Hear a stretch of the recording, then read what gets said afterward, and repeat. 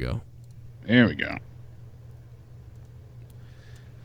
Well, ladies and gentlemen, this is episode 179 of Outta Nowhere, and today we're going to talk about everything. Survivor Series, and AEW, and NXT TakeOver this Saturday night, and speaking of NXT, they beat AEW in the ratings this week. Holy shit, it's Outta Nowhere. I'm Joe Cronin, alongside Jake DeMarco at Countdown Ended.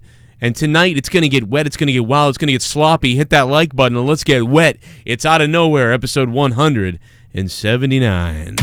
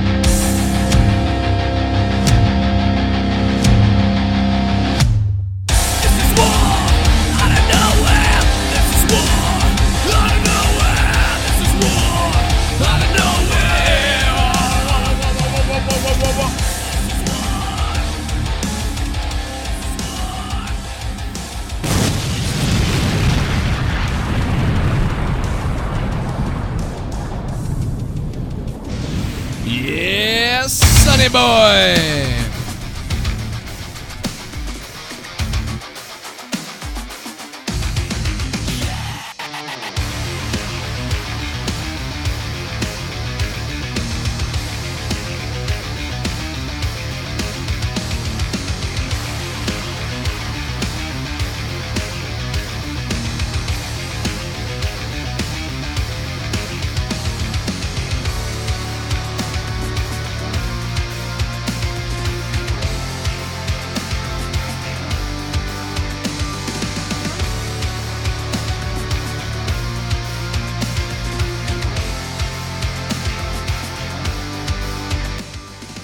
What's going on, everybody? I'm feeling it tonight. My name is Joe Cronin.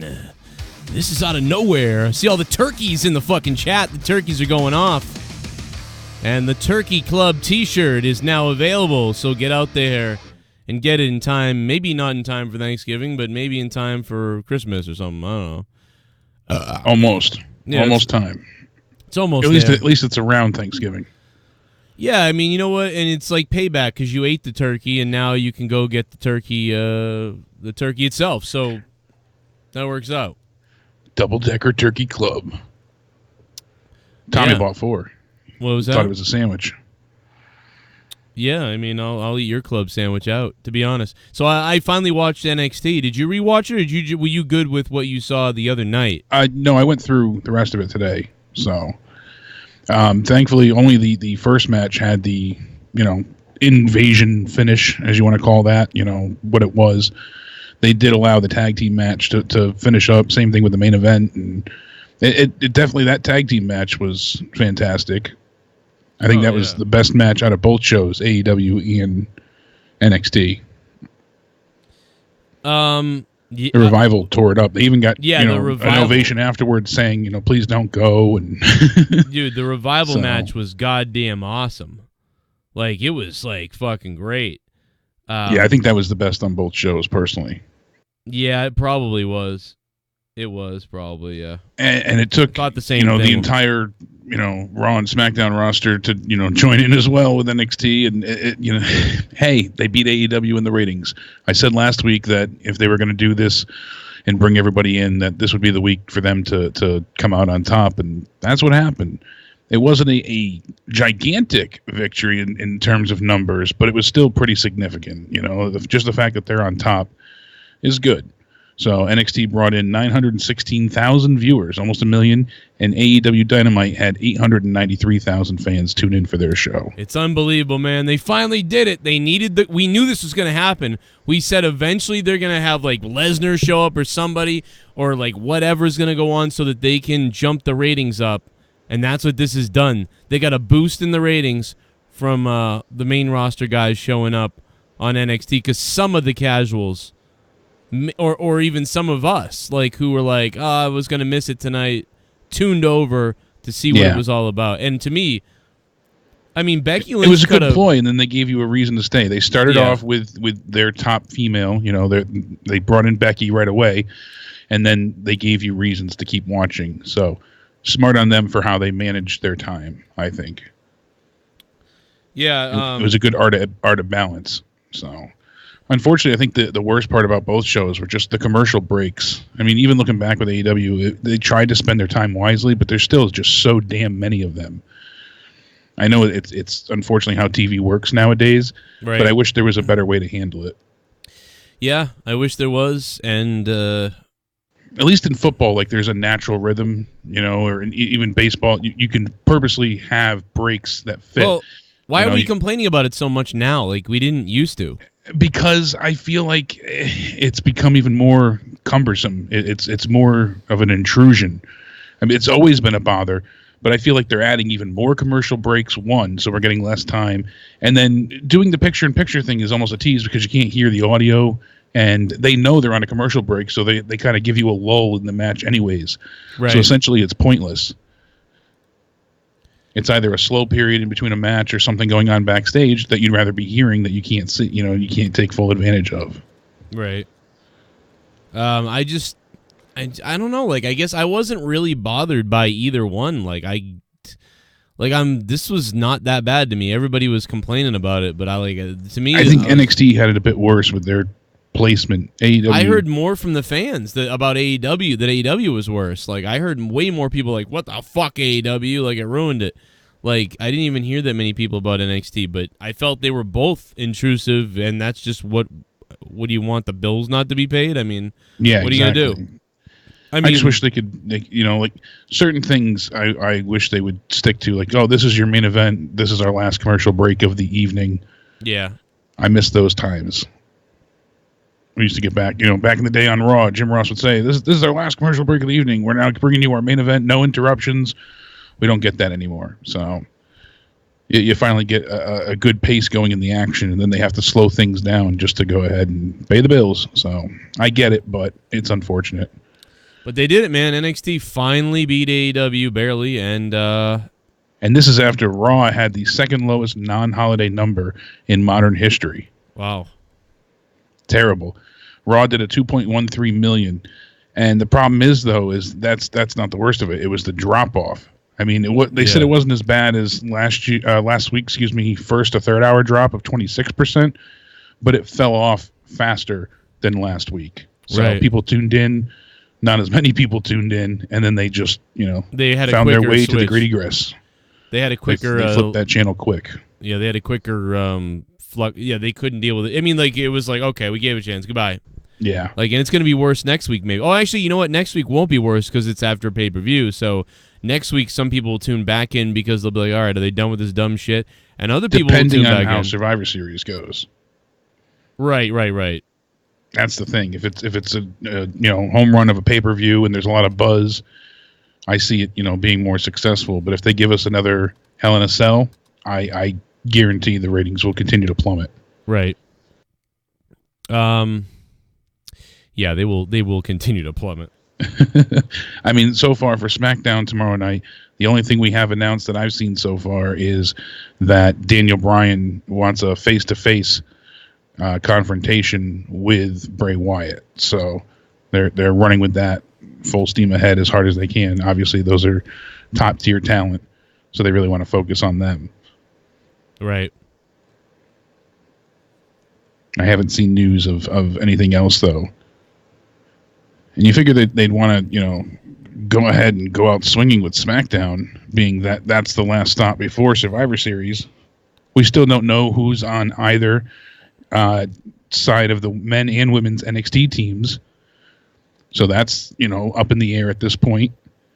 I don't know if they're going to announce that on SmackDown or if they're just going to wait for the pay-per-view to reveal who's on the teams for the elimination matches. That's so weird, but I'm okay with it in a way because, again, like we know about half of what's going on. It's good that I don't know about some things because otherwise I'd be bored by everything. I mean, maybe if they were doing it how they are for War Games where there's one member you don't know, but to not know any of the team for both matches, right? I think that's a little peculiar. That is a little bizarre. Makes predictions a crapshoot because you don't know who, what, and where. Yeah, predictions are fucking dumb at this point. Like, what's going to happen? I don't know. Who cares? I kind of feel I just feel, I don't care about something because I don't have much to say about it. Like, I mean, this is just a dead show to me. Like, this is nothing. They're fighting for nothing. They did the same thing for 4 weeks long.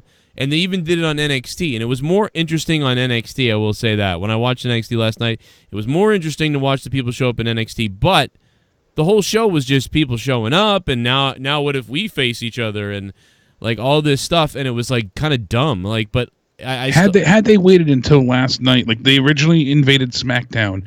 And then no one came on either show up until last night. It would have been a huge, leap and bounds ahead for them, I think. And, they would have generated so much buzz. People would have had to tune in. But like you said, it's been every single show, all these great matches ruined and constant, who's invading here, who's sneak attacking this one.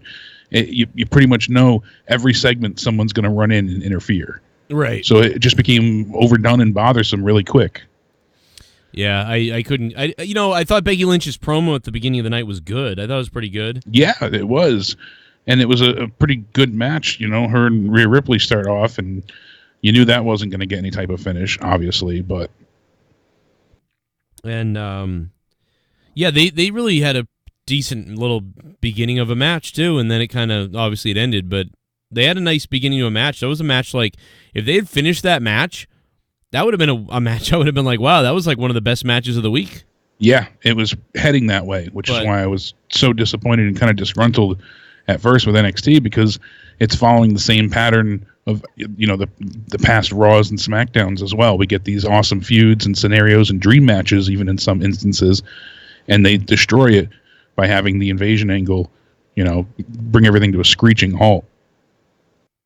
I'm just tweeting out that we're live because apparently no one's getting the alert. Tell that chat to wake the fuck up. I went live earlier today with my War Games preview and prediction show, and I was so upset because no one joined me. I was alone for quite some time. And then my daughter said, hey, I don't see the video on here. I said, oh, really? And I realized that I put the stream as private, so I'm a dumbass. What are you going to do? I forgot I tested the stream a while back, so I set it as private. So I'm like, I figured one person would come in here. No one wants to hang out with me? That's all right. I didn't. All right. I actually didn't come in. I didn't come in because I didn't want to hear your predictions yet. Yeah. So I don't watch. We usually try and I was like, I'm not watching. Influence each other. I want to be surprised. Yeah. So I couldn't watch. I did retweet it, but I couldn't watch. I was like, I'm not watching. I don't know. I'm not watching. Yeah, I want to hear yours fresh because there are some questions about booking for that night that are pretty intriguing. So we'll get into that later on. But let's test out the sound, see if the donos are working. Some donators chiming in. Super chat. WrestleCade. Party. WrestleCade is coming up. Turkey Club for life. Turkey Club. Turkey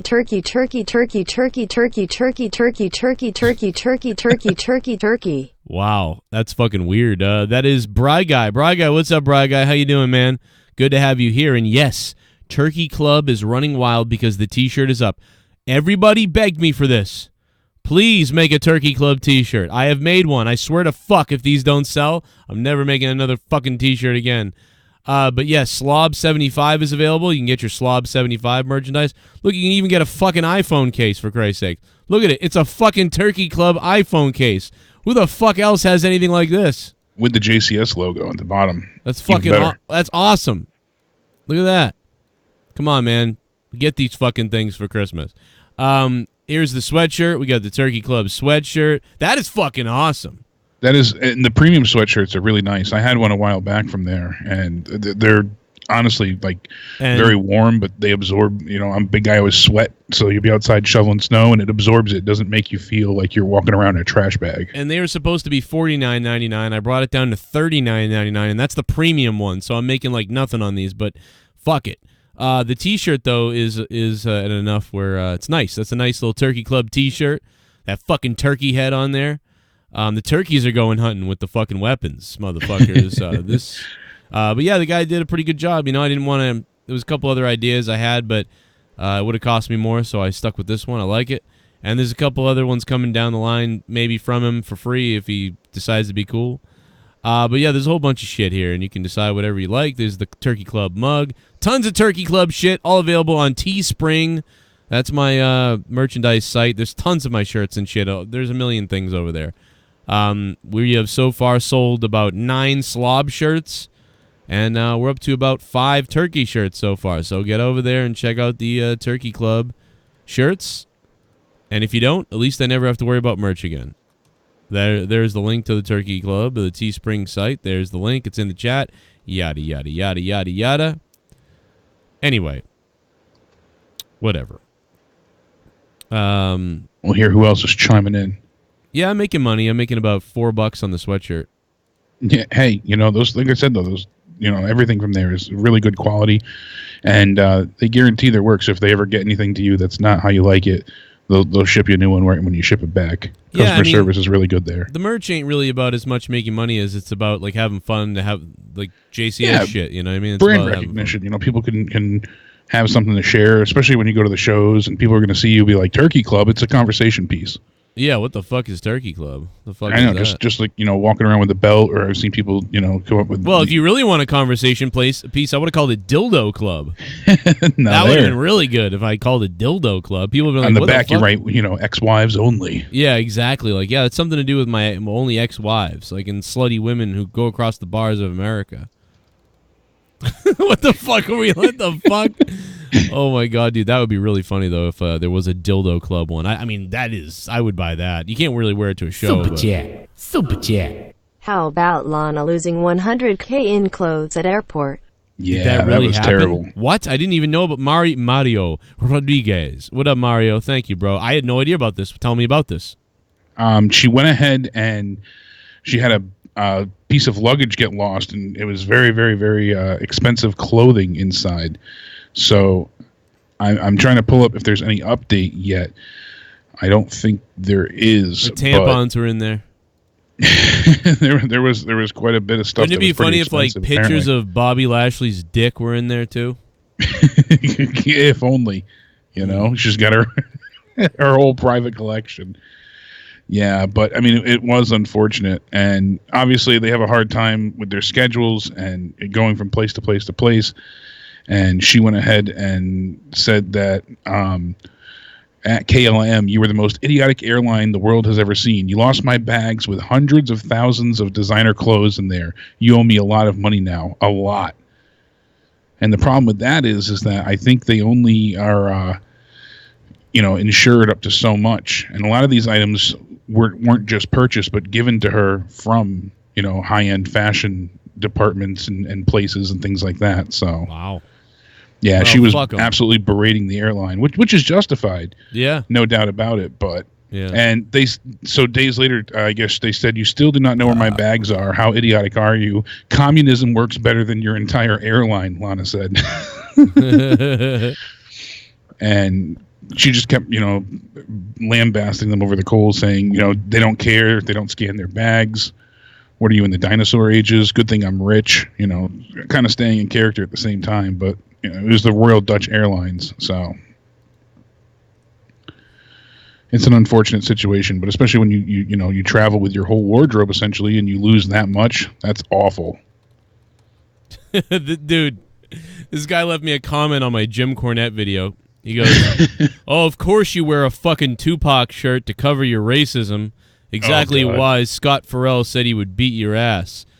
Farrell's looking for you." Now, first of all, this guy's referencing a video of mine with Scott Farrell where he calls me and tells me he's going to kick my ass. But it's not real. It's me calling. It's a fake prank. It's You mean to tell me that O.J. Simpson didn't really call the show? No, O.J. never really called the show. Can you believe that? What? And also, I had that Tupac shirt for like a year. And hold on. What about Jake the Snake? We did talk to Jake the Snake. No, Roberts, he's though, not. right? It's not. It's unbelievably, it's not real. You're blowing my mind here. Yeah, this is There's some crazy. people right now that are shitting themselves, being like, "What?" I know it's weird. Like, listen to like this. This is, believe it or not, this is.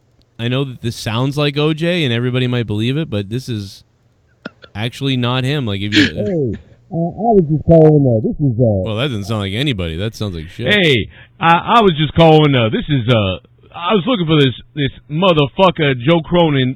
Joe Cronin, I heard about what you said about me the other day. Someone sent me a clip, and I heard you've been saying some nasty things about me. It's O.J. Simpson, and I heard you said all this bullshit about me and everything. Well, if you don't shut the fuck up, if you don't shut your mouth, Joe Cronin, I'ma kill you too, motherfucker. You hear me, motherfucker? All right, I diddle my kids and killed a white bitch. You think I'm scared of you, you punk ass motherfucker? You know how big I am, Joe? How big are you, you piece of shit ass fuck? How big are you, you 5'5" piece of cracker honky shit? Motherfucker, I snap my fingers and have you killed, motherfucker. You ain't nothing. Motherfucker, you ain't nothing, bitch. You a bitch is what you are. You's a pussy is what you is. Yo, I killed a white bitch and got away with it, motherfucker. Okay, that's number one. Number two, I broke into jail. I broke out of jail once. You're like, oh, stop. Oh, stop. Oh, yeah, that shit's happening. I'm raping your family dog in front of you. If you got two... Jesus, OJ. My God. Keep kayfabe alive. Yeah, God. Ryback, though, him finishing in JD's ass, that was real. That was real. Oh, yeah, that might have been real. I don't know. Allegedly, that might have been real. Sources say. That guy was really mad. Like he's convinced. He's convinced I wear a Tupac shirt to hide racism. Helmets off. We're going to war, boys. Man, I'll tell you what. A real racist fucking actually just literally is racist and doesn't give a shit and like is like fucking saying crazy shit. You know, the juices on the loose. Unbelievable. But that guy didn't have an icon on his name, so he's probably a retard. Yeah. What the hell is going on over at Ring of Honor, Joe? Oh my God! Well, I told you this place was going to falling apart. Huh? I told everybody this place was going to eat their own ass, dude. They're going to eat their own shit at Ring of Honor, and this Kelly Klein shit is proof of it. Not on top of all the other things that are going on. They got robbed, dude. What do you think? These motherfuckers got robbed. They allowed their talent to come in there, rape them, and then create their own company. Yeah, that is the truth, and they paid for the original All-In extravaganza. You idiots! Cough. And then they turned that into AEW and walked out, took your best talent, and they even raped and pillaged in the rest of the locker room as well. Anybody they enjoyed. Joey Ryan stuck around for a long time trying to carry that banner hard, and unfortunately he wasn't able to keep it as erect as they wanted. So they dragged him over the coals too, even though he was a real company man and did all he could to make it as successful as possible. What I don't understand is here I am on YouTube years ago, 5 years ago, saying, and where's that fucking owner of Ring of Honor? Somebody get a clip of this to his dumb ass. And by the way, I like him actually, but and I'd like to job in commentary, sir. But no, somebody get this whole clip to him, because 5 years ago, and I wrote them. Feinstein? I wrote. No, his name is something else. It's not Feinstein, you fucking. Well, the original founder was Rob Feinstein, so I wasn't sure if that's who you were. Oh no, and now it's well, I mean Sinclair owns it, but it's run. Yeah, Sinclair is the parent organization, but the original founder of it was Rob Feinstein. So well, I mean, who runs it? Isn't it like Koff or something like that? Right now, I'm not sure. It's double check. It's what's his face? God damn it, I can't think of it. Fucking Koff or Off or somebody like that. God damn, what's his goddamn name? I can't fucking remember. Chattel. Pull it up in half a second. So. God damn it. I mean, I know Sinclair owns them, but I mean, it's... Yeah. Who the fuck is running them? God damn it, Joe Koff. Joe Koff is running it. There you go. So I sent a fucking email out to Joe Koff. I sent multiple emails to these guys. And I said, listen, The world is looking for another place. Like, you need to get on TV or need to get more, whatever the fuck, and create this new company and this new excitement and brand. And like, come on, man. And then I was like, if you ever need a commentary, Joe Cronin, I'm right here in Boston. I'll go everywhere. I sent him this whole fucking thing. I said, the world's waiting for this. And then I said, if you could ever sign somebody, and I'm writing shit that they're probably just like, who the fuck are you? Fuck off and die. If you could ever sign somebody big or a big name, you ever got the opportunity, be on the lookout. Like, the time is now. You can actually do something. And I sent this whole fucking thing, and I went on a rant about it back in 2016. And then we've been ranting for years and waiting. And as soon as this fucking, before the All Out thing happened, you could feel it.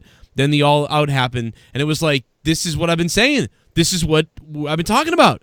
And I'm like, oh my God, Ring of Honor, man, are they going to bring this in and do this? And they need to be the ones that do this. We thought it was going to be Impact with the Hardys and the Broken Hardys, and they were on the roll. Impact was about to do this. Impact was on the fucking cusp of this with 800 to 900,000 viewers of Impact Wrestling during the Matt Hardy delete, all that shit. They had a great roster, Eli Drake, the list goes on. They were solid, they were together, they were making great content, the best in a long time. And then that stupid fucking owl came along and they fucked up the whole fucking thing and they couldn't pay for anybody. They made stupid-ass decisions and they lost everybody. And then the fucking company turned into a fucking shamble of shit. And they needed to get going and strike while the iron was hot. Anybody could see these guys were money.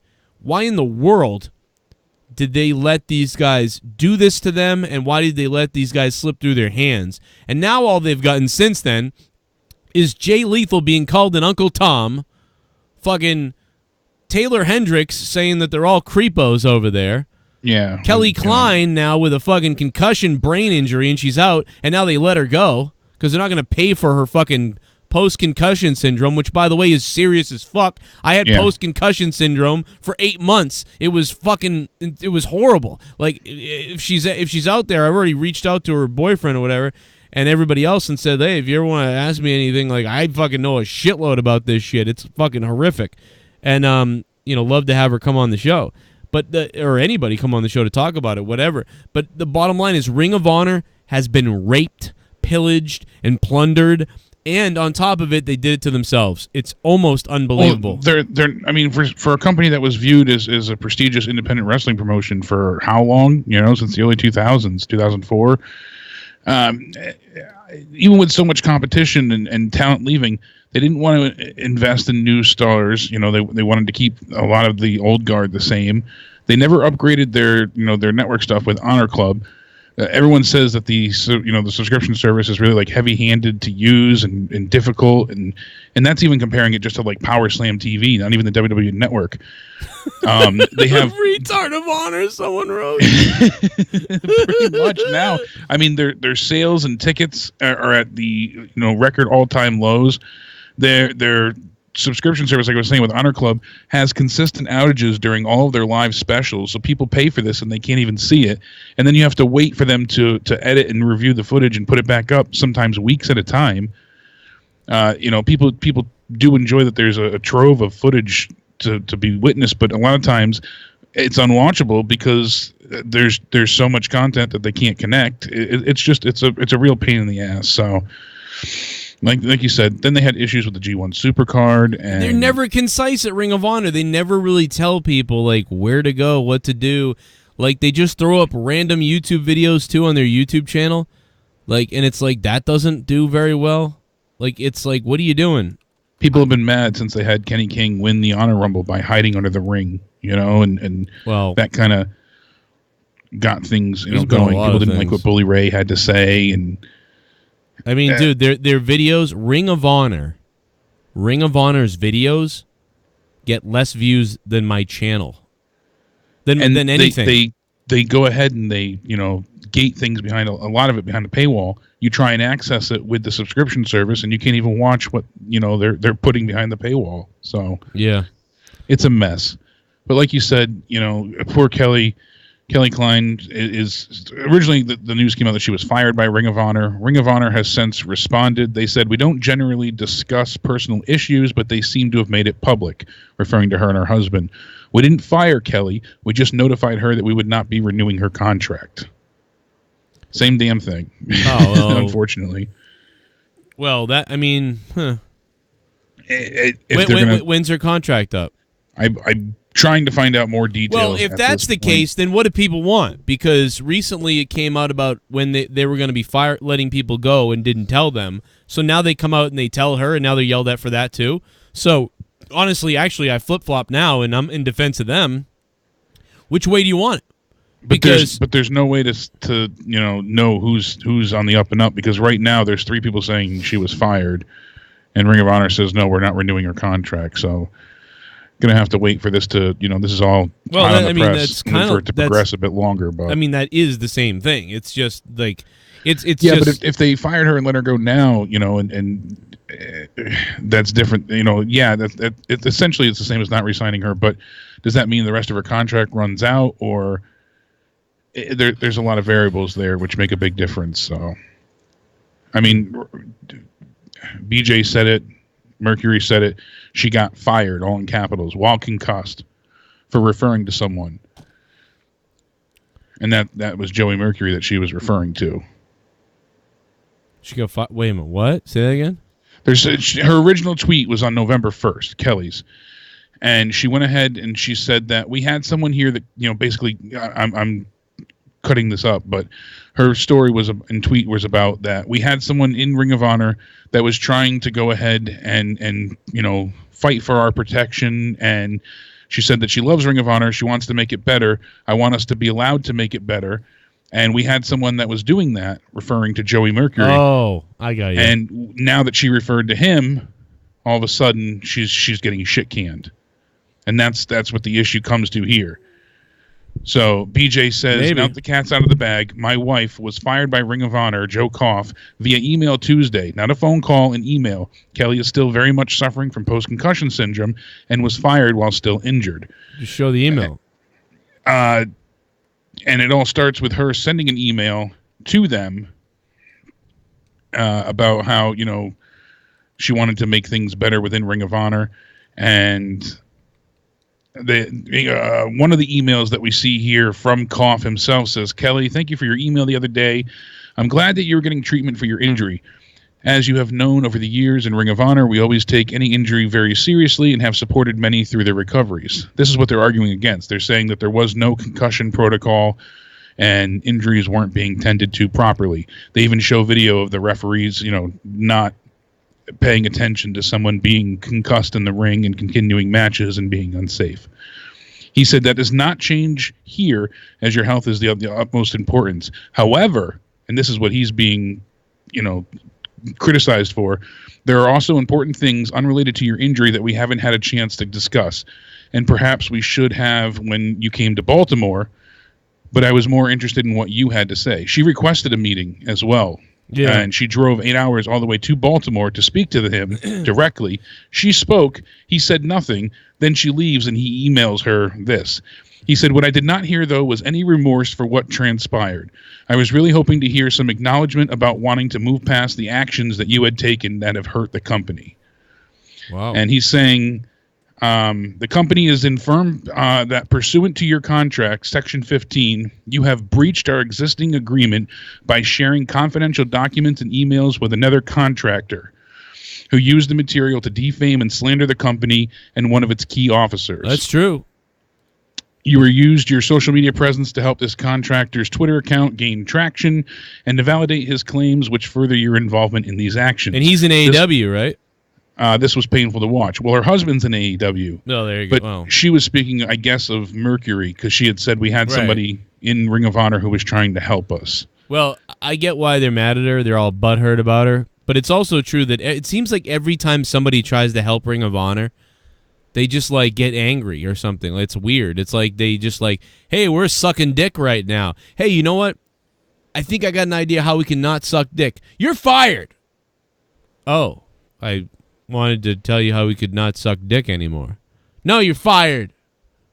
Dude, that's all I've ever wanted. It was Ring of Honor to get better, and I'm seeing what they're doing, and I've been saying it for years. And it's like every time I reach out to people, I know everybody in that goddamn company almost, but it's like not everybody. But I mean, you know what I mean. I know a lot of guys over there. I know fucking goddamn tons of people. Gordon, Malonis, fucking Vinny, TK O'Ryan, and a whole bunch of other list of people. And it's like I reach out to people all the time, like, hey, dude, you need to fix this. You guys are whatever the fuck.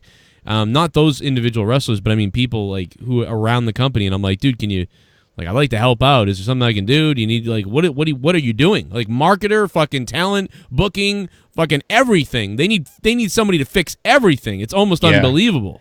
Because Joe says here, he said, despite the clear breach of your contract and ethical requirements, I appreciate the time you spent with Ring of Honor. Rather than pursue the breach, which would terminate our existing agreement right now and enact a 6-month non-compete, I have decided to let your current agreement continue as it is and expire. Also, at this time, we are choosing not to continue with our ongoing negotiations that began in July.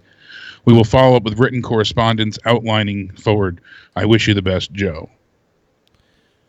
Oh. So she drives out there 8 hours. I get it. I mean, I get why. While concussed, I get it.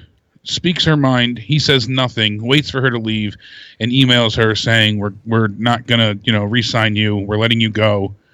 And all because he's pissed because she tweeted publicly that, I love Ring of Honor. I wanted to make it better. I want all of us to be allowed to make it better.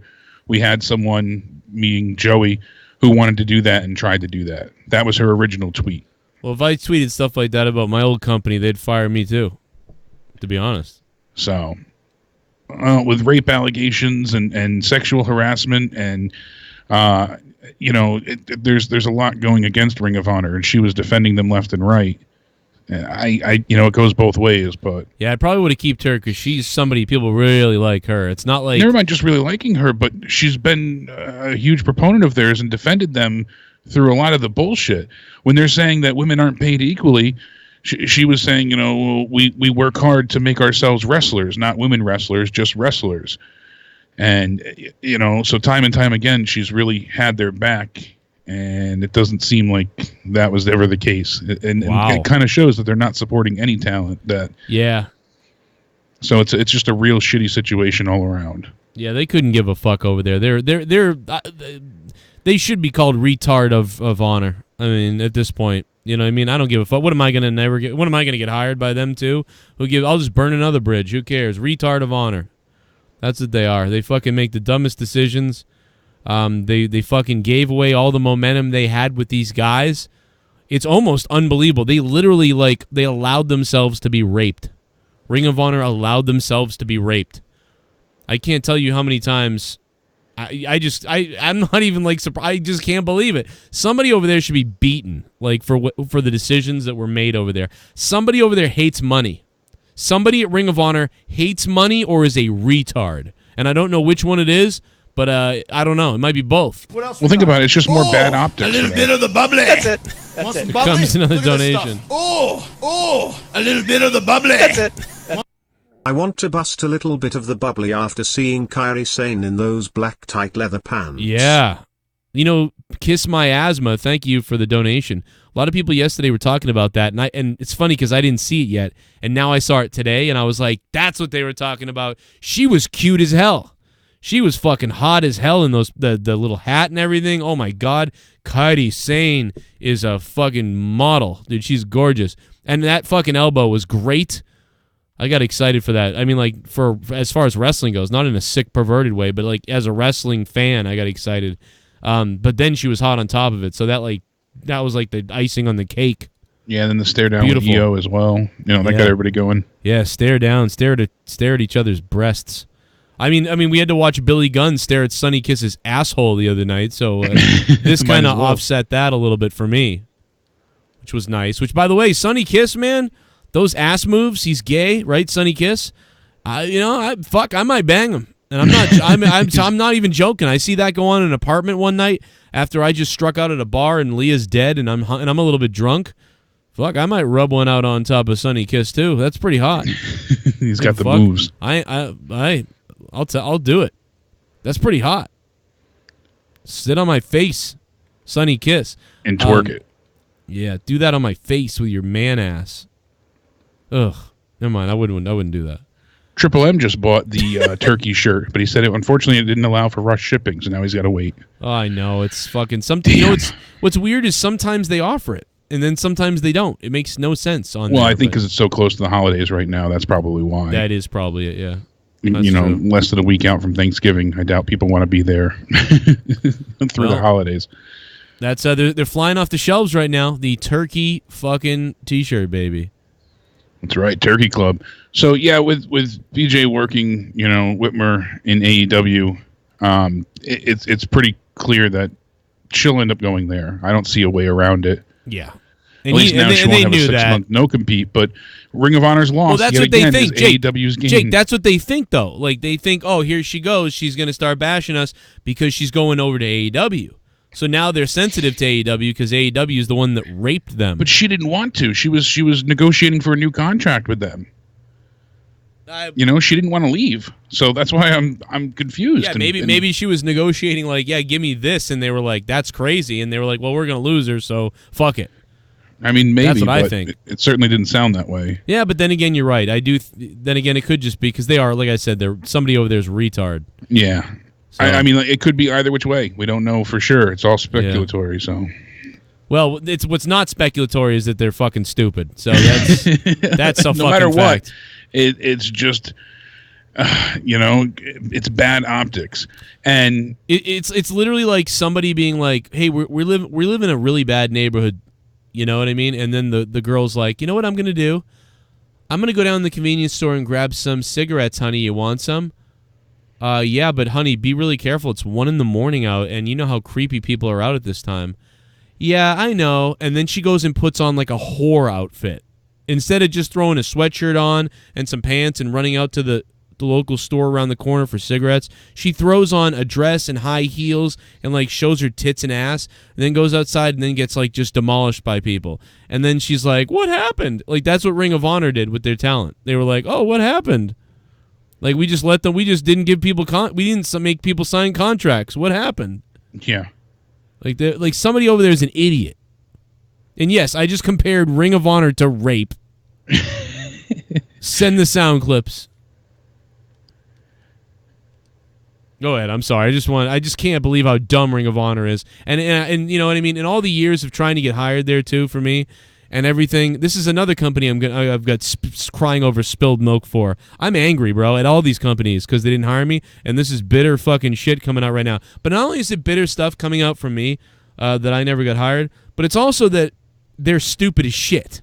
That's the other thing. They are dumb. I have more views on most videos than they do. Why? Why the fuck aren't they dominating? Why aren't they killing it out now when people are thirsty for wrestling? Why are they sitting on the sideline with talent like they have? It's not even the talent's fault. It's the way everything's presented now. It's just a fucking mess. But yeah, talent was a big deal. They all went to AEW. All the hottest talent that was here on the independent scene went to a fucking company that now is a TV show. Idiots. And even more, now people are digging, and it shows that Sinclair has a history of firing people with medical conditions. They show that Sinclair fired a reporter when she was battling cancer. Her name was Alex George. So it's going to be a shitstorm of just, you know, bad press and bad optics. People say there's no such thing as bad press, but there really is, especially nowadays with this cancel culture. It gets pretty extreme. So all the wrongdoings are being dug up, and things that people seem to overlook about, you know, Sinclair and Ring of Honor previously, it's you know, all being drudged up to go ahead and be thrown against them at this point. So yeah, good luck. I mean, what a great company that just they're like the new Impact. After you purchase the Turkey Club shirt at Teesprings, you can go to Pro Wrestling Tees and support her if you feel like it that way, because their Black Friday deal starts tomorrow. So she's got a few new shirts out, and you can always support her that way while she's going through the concussion protocol, you know, in dealing with concussion syndrome, which is, as you said, I've dealt with it as well, and it's horrific. I love Kelly Klein too. She's great. But and then I mean, I still have a T-shirt over there too. Go check out mine. Oh, do you? At Pro Wrestling Tees? Well, there you go. I still have my one T-shirt. I have my old T-shirt. Yeah, it's still there. I mean, get it until they shut down my store. Get it while you can. Get it while you can. Yeah, I know they have 25% off all AEW merch starting, and then it goes site-wide tomorrow. So there's a lot of great deals. So yeah, pick up the Joe Cronin Show shirt. When is Global Force Wrestling coming to TV? Oh, remember my God. how much that sounded like such a great idea. Love the green ropes. Jarrett was here, you got to speak to him. It sounded like that was going to go in such a great direction, and then everything happened when Impact got involved with that owl. Yep. That deal went to hell too, and I failed. They could have been their own AEW at one point. Yeah, they really could have done this. They could have. What it is everybody was too ahead of the time, and then the wrestlers saw what was going on, and the wrestlers took advantage of it. It's fucking hilarious. These guys all got robbed. Let's listen to what Jeff Jarrett said. This will be funny. Listen up, slapnuts. This is the king of the mountain, Jeff Jarrett, the founder and CEO of Global Force Wrestling. And you're listening to The Joe Cronin Show. Is that those folks got to watch a live pay-per-view, and they didn't have to watch it at 5 in the morning or some, right. wacky time of day. They got to watch it on their Sunday evening. Oh, womp, womp. Every time I hear someone do like a channel intro like that, I go back to laughing about, it's the Tommy 2010 NC channel. Mm-hmm. Yeah, man. I wanted it to work for him too. I was excited. I was like, this is kind of cool. I was as well. It seemed very promising. Yeah, I was trying to be. They were giving, a lot of people from Memphis a good run. Dustin Starr was going to lead the way, and yeah. Friend of the show there, so it was exciting, and it just didn't work. Well, the idea if they could have toured all over the place and put the show on the internet, but they never really came up with a concise idea of what they were doing. That was the problem. I'm like, I see that. Why don't you see that? Yeah, then they had him go back with the stuff with the Impact. The Man of the Mountain. That's what fucked up. The Impact stuff got in the way of it. I feel like Jeff Jarrett was ready to go, and then Impact offered him a job there, and he kind of went, oh yeah, good, because this was a lot of work doing this. Yeah. Let me go back to you guys. That's what it felt like. Then he was going to merge the two, essentially. They were going to be able to share talent. Right. But really it turned into, let's take everyone from Global Force and not send anyone back. Right. By the way, it's pretty cool that the members in the chat, by the way, I guess on mobile you don't see this, but on desktop you can see the green, they get a green name. It's cool. Yeah, with the JCS icon. I don't know why they don't get that on mobile, though. That's the only thing. Oh, it's weird. I was thinking about it the other day. I believe it is coming because it does work for other, a few other chats that I've seen. Really? So. Well, fuck them. It's rolling out. It's another one of those. Oh, Christ. Yep. Speaking of, oh, Christ. Friend of the show, Hulk Hogan, the racist American himself, is pushing and negotiating heavily, and I mean very hard. For a match? For a WrestleMania match. Oh, I get it, though, and you know why. You're going to tell us. It's going to be good. He says, I've been talking to Vince McMahon. History is very important to me. I've had a very long career, and part of my career was with a very, very small company and a very gracious lady called Dixie Carter in TNA, and I had my last match there. That's hard for me to live with. I want my last match to be in WWE. I got him. I mean, hey, you really want your last match to be at TNA, so I get it. Yeah, he said, I've been pushing and negotiating very hard. I'm actually healthy. I'm in very good shape, a little bit under 300 pounds, maybe 295. I'm getting ready. I'm going to have one little tiny surgery on my back. Boy. just a little surgery. This maybe is crazy. take a couple of months to recover, but I've got my eyes set for WrestleMania. The one I'd love to get in the ring with, if I only had one person, would be Vince McMahon. I mean, they already did such an awesome match. I mean, why revisit that? And Vince selling. I mean, is he going to probably just take a boot to the face and then he drops a leg on him and that's it? I'm down with that. I have no problem. I believe Hulk Hogan can rear back, run off the ropes, hit a leg drop after a boot, and maybe even here's what I would do, Jake. You know how I'd book this? Because he looked really bad the last time we saw him. So, and it's 6 years later, right? Or 7 years later. So, what the fuck is he going to look like? And listen, I'm a big Hulk Hogan fan. He's why I got into wrestling. There's no doubt about it. Hulk Hogan is why I got into wrestling. I was a little kid, and I saw him on the cover of a VHS in the video stores. That type of stuff, that's what got me into wrestling. So I love Hulk Hogan for those reasons. But, yes, I could see him getting in the ring with somebody, and then immediately they're beating up on him. They're beating up on him.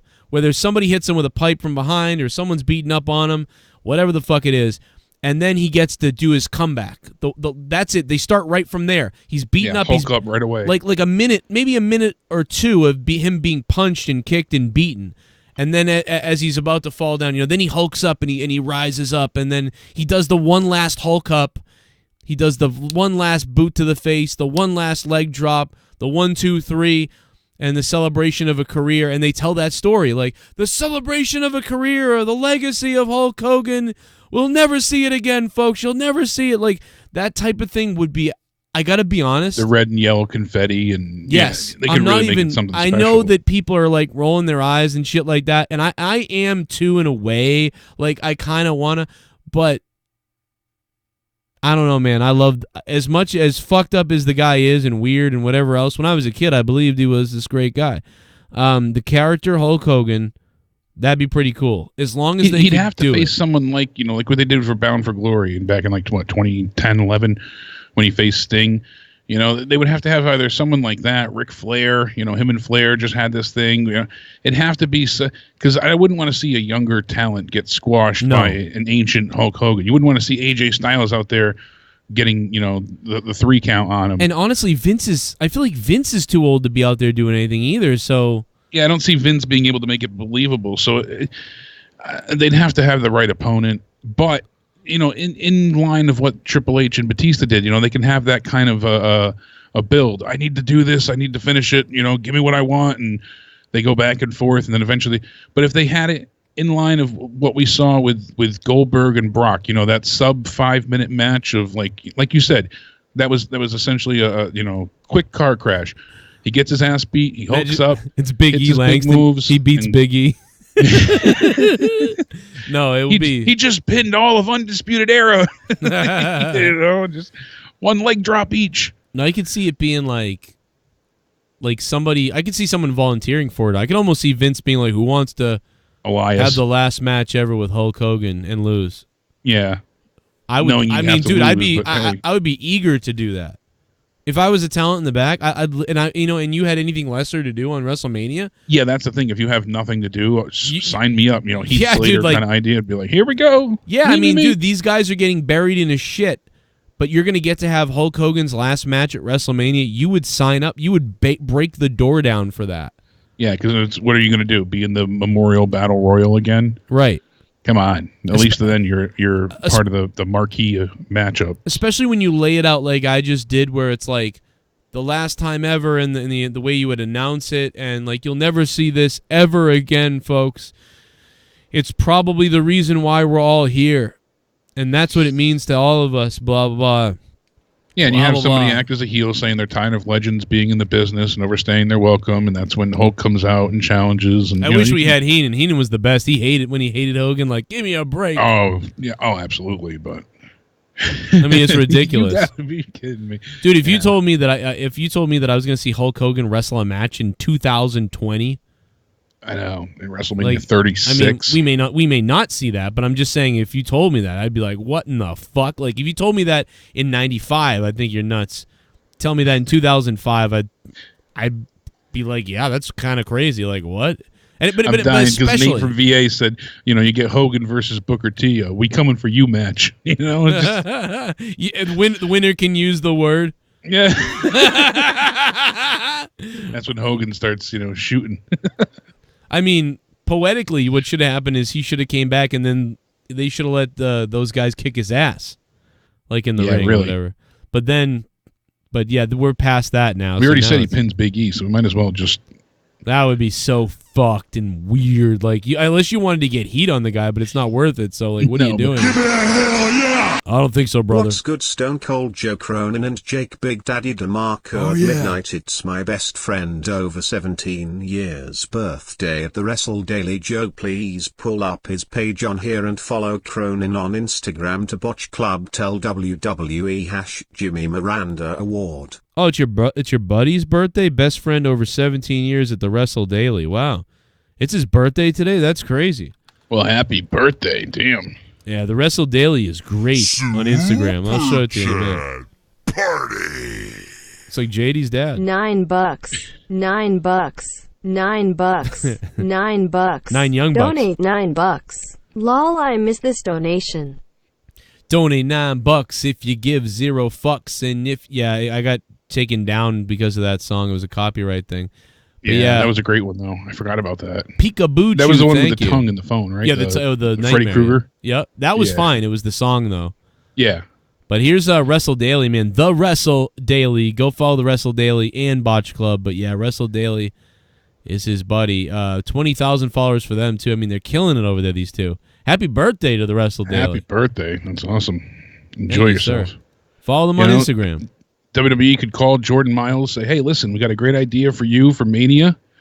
You're going to lose to Hulk Hogan. We'll bring you back. Yeah. We'll make a shirt and everything. That's funny. Party. Keep up the GR8 work all the way from Australia. Another Aussie. Down Media, under. AMZ V2. Sydney or Melbourne. Could be a couple other places. Media AMZ V2. What's up? Media AMZ V2. Yeah, we have a large Australian following only because a lot of times we're up so goddamn late that it's like the middle of the day over there. Yeah. But in America, people are like dead asleep. They're getting their breakfast on. And if you're in Detroit, you're just dead. WWE did finally confirm that they did fire Jordan Miles. He's no longer employed with the company. Goodbye. They declined to offer any further information on the subject, but we know that he has a gig coming up that we see on Twitter, so he's able to compete elsewhere. I don't know if it's a no TV deal. Well, they said he's it in only their allowed to work independence. They like said we it in their heard, listing that he will resume his independent or whatever the fuck. Yeah. Super chat. Who's gonna base the turkey this year? Smirking face. David, what's up, David? Well, this will be my first year in this new house, and the other day Leah made chicken that was really good, so I'm convinced she can make some nice turkey. Some turkey. I'm excited. $9 for a fuck. Someone donated 9. I'm getting hard. I got 9 inches inside of your wife. $9. I'm shooting my semen to the ceiling. I'm coming and my balls have turned blue. $9. Suck my dick. That's 9. Last night was awesome regardless of the ratings. But I was shocked with all the main roster talent that was brought on. They didn't crack 1 million. I thought NXT was a solid 8 and AU was a 7. But I am worried that NXT will get buried at Survivor Series. Yeah, probably. I think they're going to sweep, honestly. I was in the reverse. Hello, Joe and Sexy Jake. So what inspired Slob? The sense of morality. Thank you, man. Slob? I don't know. I just decided to call Tommy it under my breath. Like, hey, Tommy, tomorrow, Slob, we're going to go out and we're going to, and like, it was funny. It's like the meow game. Yeah. I forget where I did that, but it was funny, and it's, I think it was on Out of Nowhere. Oh, was it? I think so. Oh, was that or AEW? I think it might have been AEW. Okay. Yeah, because he called in. I was here for that. By the way, I listened to Corrupted again today. Man, that show was great last week. I'm telling you. That was... Like I'm telling you, if you didn't hear Corrupted on Patreon the other day, You're it's missing out. fucking good. Like, I listened to it, for Christ's sake. Also, shout out to all the $25 producer level patrons. I'm going to be shouting them out in a minute. So many of them. Like, I mean, it's going crazy right now. I got to get a lot of names added under the videos later tonight. And make sure you're over there. Shit. Oh, here we go. It's Turkey Club. There it is. You can buy the t-shirt now. And ate our children. What if the turkeys ate us? Or what if they filleted us? If the turkeys ate us, if they had to hate us, the Thanksgiving was a little bit different. Instead, the turkeys ate us. They gobbled us apart. But first they'd eat our nuts, and then they'd eat our butts. The turkeys ate us. What if the turkeys ate us? What if the turkeys ate us? What if they ate our fucking nuts? What if the turkeys ate us instead of mashed potatoes? Instead the turkeys ate us. Hashtag Turkey Club. Hell yeah, baby, it's the Turkey Club. We're coming at you with lots of turkey and dead fucking wings and stuff. The villain, what's up to the villain? He's become the top donator. Yes, to the villain. That was a fucking weird action, I'm sorry. The villain, thank you, villain. The villain, yes. Somebody went ahead and messed up. I showed you, Pro Wrestling Tees. They posted Marty Scurll's AEW T-shirt. Leak. Uh-oh. If somebody's fired. Somebody's getting fired over that quickly. Yeah, that was fucked up. And it wasn't like it was just like a new Marty Scurll shirt. It said AEW Marty Scurll. There wasn't a way to deny that, unfortunately. It's not like, just there was no way around that. So that's unfortunate. But looks cool. Villain Enterprises. Lana will bang OJ as well. Lana will bang OJ as well. I bet she will. And Give her the juice. Hope he kills her, too. Yeah, it says AEW Cross Culture City, Villain Enterprises. So. Oh, boy. Chat Party. Another guy Ring of Honor lost. Rock Ring of Clowns. Ring of Clowns. Yeah, that could be a good new company. That could be headed by Koff. Hey, Ring of Clowns. Hey, what do you get when the fans don't come to the show? No fans. Fucking idiots. Let's bring over all the guys from Top Rope Promotions and we'll just fucking sell it out now. Not this guy. I'm joking. Oh, Vinny, I'm sorry. And TK Orion and everybody. Yeah, that's pretty funny, though. That is funny when you think about it. Yeah, no kidding. All the guys that I called wrestling matches for ended up in Ring of Honor. But they don't know how to use the guys. Well, they know them a little bit. I like them. They have a solid crew of people they can use, but they just don't do the right things. I mean, think about how over the Kingdom was. Where's Brian Pillman Jr.? Why isn't he working for Ring of Honor? Party. Sign these fucking Did people. either of you see John Oliver piece on WWE? Yeah, about a year and a half ago. Is there another one? I'm talking about the one that was like viral like a year ago. Is he talking about the same one? It's got to be the one that they did at WrestleMania. I don't think he did anything since. Yeah, there hasn't been another new one. Yeah, because he was really pushing for them to get a whole union started. Basically, that was his ploy to. Yeah, good job, John. You really did a good job. He tried. I mean, the video was excellent. It is about 20 years too late. Sadly, nobody cares. So people started to ask. Remember, didn't they ask Bailey shortly after that about a union? She changed the question real quick. Yeah. Well, because she didn't want to get fired. Kelly Klein was like, I'll tell you all about everything. Yeah. And then they fired her for that. And they're really butthurt because, like I said, they got raped. We have a new member of the JCS Army. Whoa. Kiss my asthma. Thank you for joining and becoming a member and supporting me monthly here. You are appreciated. You'll get some cool icons and all that shit. And then you get a bunch of cool badges after a couple months. You get even more badges and different ones you can use. Eventually get my face. Yeah, we're going to get click away. You're mad at me? You can just keep clicking. You can get Jake DeMarco's face after 6 months. Yeah, just keep clicking. Yeah, a lot of people double-click their mouse while looking at your nose. That's right. What was another one? We have a new member of the JCS Army. Oh, yeah. Fuck yeah, William Paul Jr. All the members showing off their members. I'm surprised at how quiet it's been tonight as far as like everything goes. I don't know if the fucking alerts didn't go out. We were, I didn't really put up a good title, though. I will say that. I kind of threw NXT defeats AEW, blah, blah. I don't know. I don't really know. We've got our faithfuls here, thankfully. Yeah, the hardcores are here. They're keeping it going. Yeah, we've been bumping and grinding along to close to 1,000 each time. So hell yeah, a little less today, but I brought it's up. Your fault. It is. I just didn't bring the magic.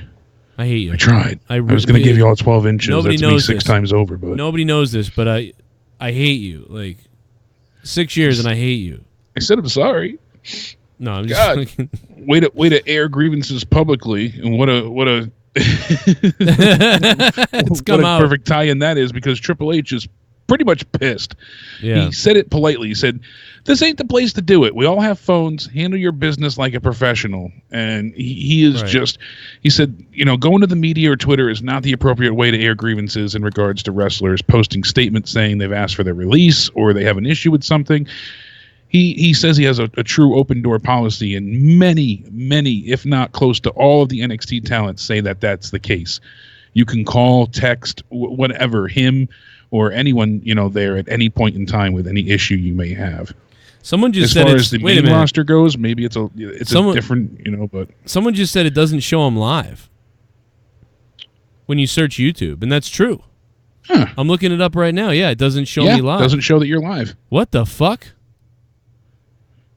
Why the fuck wouldn't it show that I'm live? That is fucking bizarre. I just typed in Joe Cronin Show here at the top, and I just looked. When I click on your channel itself, it does, but... Wow, I'm not coming up in any search. I always come up in search.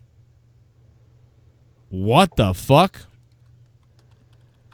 Why is that happening? Yeah, just like Opie and Anthony feuded off air. It's true. Joe beats me. Yeah, with my dick. Oh, then I'd be happy. Dude, what in the fuck is going on? YouTube is a mess. Oh my god. No, this is fucked up. Like, I even just searched for Out of Nowhere. It's not popping up. Yeah, I had the same. What the fuck? What in the fuck is going on? That is really fucked up, dude. Yeah, if you go into your subscriptions, it shows that Joe's live. Yeah, that we're live here. Yeah, but in subscriptions, but normally I can search, like right now, like you would search for a video. And you would be like, oh, this guy's talking about NXT defeating AEW. But no, it's not popping up in search results. If just quick question, if you guys in the chat, help me out for a second. If you did get an alert tonight, just post it once, but just put the number 1 in the chat for me. Wow, that's what it is, dude. Because look, that's why we're only having 658 in here and not 1,000. Because normally a lot of other people just find it or whatever the fuck. What the fuck? Shadow banned. You never know because people are, they're subscribed or getting the alerts, but I don't know. That's YouTube weird. is finicky like that. What? Every video you upload now, even if you select the option that it's not for children or it is, that stuff, it still asks you every time, regardless of whether you post or not. Yeah, a lot of people got the alerts, so it's just strictly not showing you you're live. What the fuck is going on right now? I've never seen this before, ever. I've never Putin. seen this. Alexander, that's great. Thank you, guys. I appreciate you. This is weird. 69, you sexy bastards. This is weird, dude. Like, this is really weird. That's the problem with, COPPA and, the Children's Privacy Act. And yeah, but what? Nate got his late at 11:50, so that's odd. Yeah, but why am I not coming up searchable? Like, everybody live would come up searchable. If you're live, you should appear in the search. That's really weird. Like, this is bizarre. What the fuck? If you go down to more from YouTube and live as well, usually you can see you there under, like, sports and whatnot. I don't see it at all. I see a Family Guy live stream with 128 viewers of people just watching Family Guy. I see another wrestling channel with far less viewers, but I do not see us anywhere. What in the fuck? And dude? I searched incognito as well, so I wouldn't be on my account, and I don't see it. So, oh my god! I see another wrestling show with 10 viewers, and they're on there. So that's really odd. What in the world is going on? That's weird. Fucking YouTube. This guy says he sees it. Wait a minute, 1,001 of clips. I don't see it. What country are you in? Let me go to an incognito window. Let me see. So while you're searching for that, I went ahead and I brought up Jordan Miles before. As I said, WWE officially released him. They allowed that to be known. But Fightful Select reports that we've been told that his Performance Center locker room was cleared out and a box with his belongings were clear sight of the locker room so everyone could see. It was a clear message sent to the talent. Oh, wow. Basically, like, they cleared out all of his shit same day, put it in a box while he wasn't there, and left it with his name on it right there. Basically showing people, you open your mouth like that, you're gone. Which is kind of a good thing for the company to do. You got to kind of pull in the reins here a bit. I mean, I'm sorry, but I thought, even if I agreed with his cause, that's just not how you handle business. And then people are like, oh, you're being, kind of a hypocrite with, everything that just happened with Ring of Honor. But she wasn't being critical. in the sense of like airing public grievances. Literally, if you take what she said, and all she said was, yeah, there was someone that cared about Ring of Honor, and he did all he could until, you know, he didn't have the support. That's her exact tweet. It's still her pinned tweet. And that was enough to piss off the powers that be at Ring of Honor. So it looks like only the people that see me show up in search are from somewhere else. I searched on Google, not YouTube, by the way. What? Oh, so that's interesting. So I type in Joe Cronin show, but I don't see it showing up live anywhere. Yeah, Pinhead said he didn't see it either, so. What the fuck? People that are saying they see it, it seems like, is outside the country. That is fucking weird. That is very strange. I'm going to test something right now and go live on my other channel and see if it shows up. Yeah. I'm going to continue to ramble through my notes. So Triple H obviously had his War Games media call, and he said when he was asked about Survivor Series, he said he had no interest working in the event. I brought this up on my prediction show earlier, stating that Triple H outright said he refused to wrestle in the Survivor Series matchup and that he would rather give it to a younger talent. But he said that when it does come to that spot on Survivor Series, no one is going to know until day of who that talent is going to be. But it's going to be a very big surprise. They're planning something special and epic for Survivor Series. Right. Wow. So that's interesting to see, you know, who they're filling in. So we're not going to know who the spot is for War Games until day of, and we're not going to know the teams for Survivor Series until day of. WWE has a few NXT stars that could debut at Survivor Series. You know, so we're Gargano and Dream are still out of action with an injury, but you know, my daughter tends to think that Velveteen Dream will be the one to come back for War Games. I'm not so set on that because I don't know the extent of his injury. It makes sense. He, you know, booking wise, he fits in the match since Undisputed Era was the ones to take him out of action and storyline. But it certainly is, you know, interesting. Right. And then, you know, we have obviously both teams on Sunday. So he said he has some epic Survivor Series surprises coming. That's cool. I mean, yeah, I hope we'll it's see what good happens, because otherwise it sucked. Yeah, that's the problem. So, all right, I just went live on Evil Spectrum 3, my gaming channel on my phone, and it's popping up live for me. Really? Yeah. Now I wonder if because I'm on the old mode, I'm going live on the old classic YouTube. It doesn't ask you about the whole COPPA thing. I wonder if because I didn't select something before I went live, because there's no place to select if it's for kids or not on the old program. I wonder if that has something to do with it. Yeah, did you select for the main channel? I mean, I already selected overall for the main channel that nothing is for kids, you know. Yeah. So I don't know I wonder. I don't know what the fuck is going on right now. Some people think it's John Morrison. I do agree. You know, 1001 of Clips said that, and so did many others. Morrison seems you know like an obvious choice of someone that they could bring in. Yeah, Sam Squatch said that Evil Spectrum came up, Joe. So yep, I see it too. Steven says it's more proof you're being shadow banned. Kind of seems like that's the thing. Yeah, Jim K's got the alert for the other channel. This is weird. We're live on Out of Nowhere. Come over to Joe Cronin Show. It's not showing up in the search, everybody that's here. All right, I'm ending that stream. This is bizarre. Wow, that's weird. That is weird. I wonder if I can go live from my Joe Cronin Show channel on two different things. I don't know. I don't know what would happen. I don't think so. I think it would cut off this stream. This is really concerning and bizarre. Let me go. Let me check something. Yeah. Interesting Wow. enough, I was curious to see how the ratings would be affected with CM Punk being on WWE Backstage. I even watched myself because I gave in. I had to know what he was going to say. I was lying in bed and I was like, all right. Right.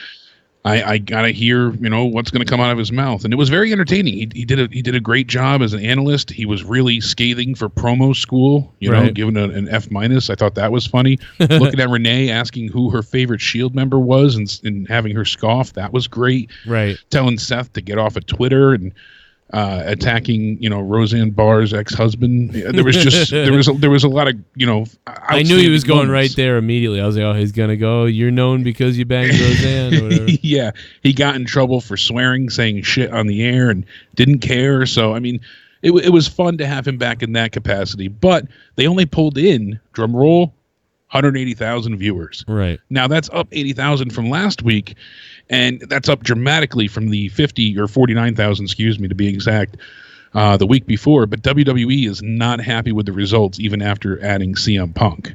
I honestly thought it wasn't going to be like 1 million on the spot. Well, if he showed up on TV, he would have got 500,000 views. Yeah, I think that they didn't handle this the best way. So yeah.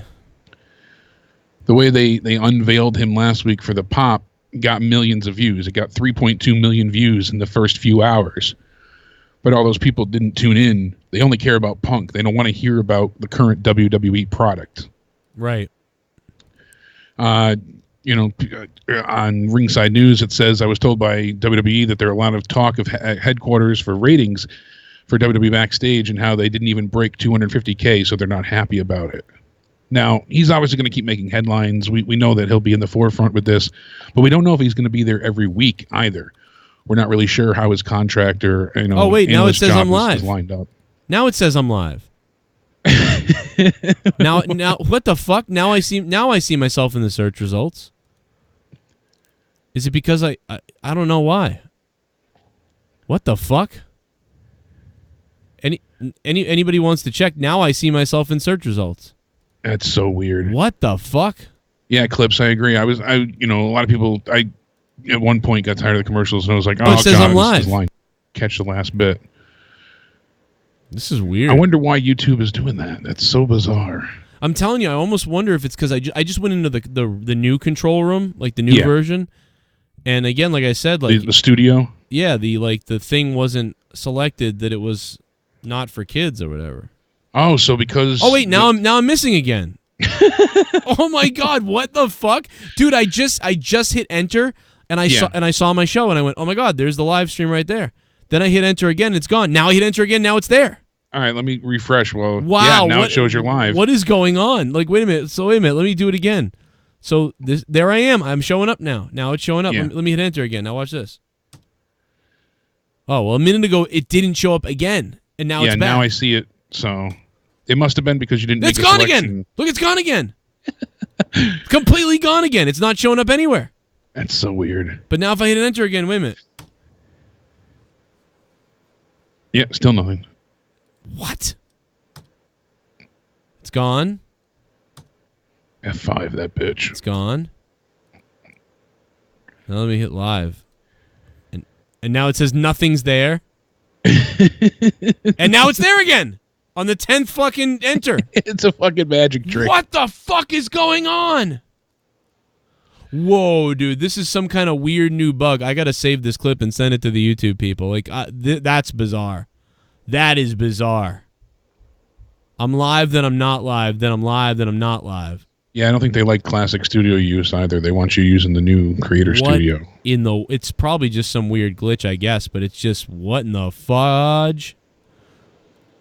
I wonder if it's like, if you start like excessively swearing, if it starts being like, ooh, hide that, for the moment. Because, like, look, because it captions everything I'm saying. Yeah. Like, they're taking, like, right now live. Like look at this. Like, I can say stuff, and it's already, the captions already work. Yeah. Like, let me. It's crazy. Let me see what it thinks if I say, mumble, jumble, dog face, poopy, poopy, poopy, poopy, zip, zam, zippity dow. Now let's see what the closed captions do on that. You're gonna make them go nuts. Let's see what happens. Let's see what it gets. Moment, because looks like captions and everything. I'm saying, yeah, like they're taking, like, right now live. Look at this, like I can say stuff and it's already in the captions. This is pretty funny. Poopy poopy, poopy zip zam, zippity doll. Now let's what the closed captions do on that. You're gonna make them go nuts. That's funny. It's just they're weird. I don't even notice closed caption anymore. Growing up with my mother, being hearing impaired, we've always had them on the TV. Any guest we had, it always drove people nuts. And it was just, to me, I was blind to it. I don't even realize they're on. I'm gone again from the search. That's so weird. Do you think it was because I wrote on their YouTube page yesterday that they're fucking idiots? They have somebody specifically at the office just to go ahead. I'm going to go delete that comment as quickly as possible. Yeah, I forgot about that, Elias, too. Punk said that the mascot, the big dog segment from Baron Corbin, he was like, that was garbage creative. And oh, yeah. Couldn't be that more, was, nail-hitting head there. That was a goddamn joke. Nail. That was a goddamn joke, it was. I still. What am I, an old man? Like, that was a goddamn joke. That was appropriate to put on TV. Oh, it's just bullshit. Whoever thought of that is a piece of shit. Maybe they deleted my comment by now. YouTube is dumb as fuck. All right, I'm going to delete that. Don't come at me, please. Leave me alone. Oh, now I see that I'm being recommended live on the side. So now that's working, though. Huh.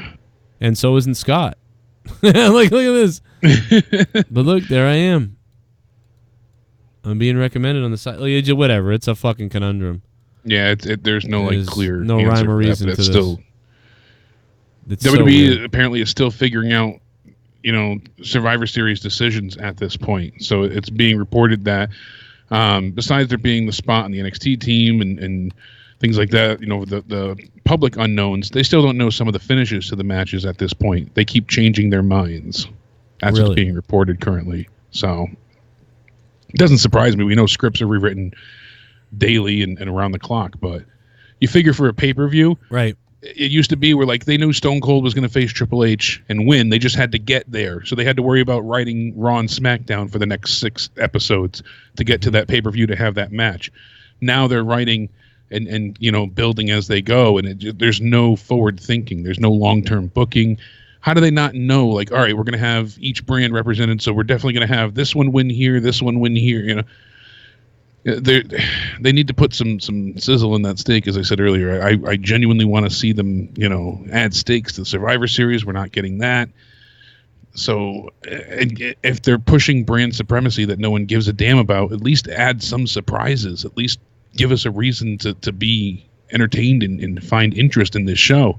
Yeah. If they don't have winners picked out ahead of time, then I'm dreading this already. Yeah. No, I mean, imagine the last minute they go in all this shit.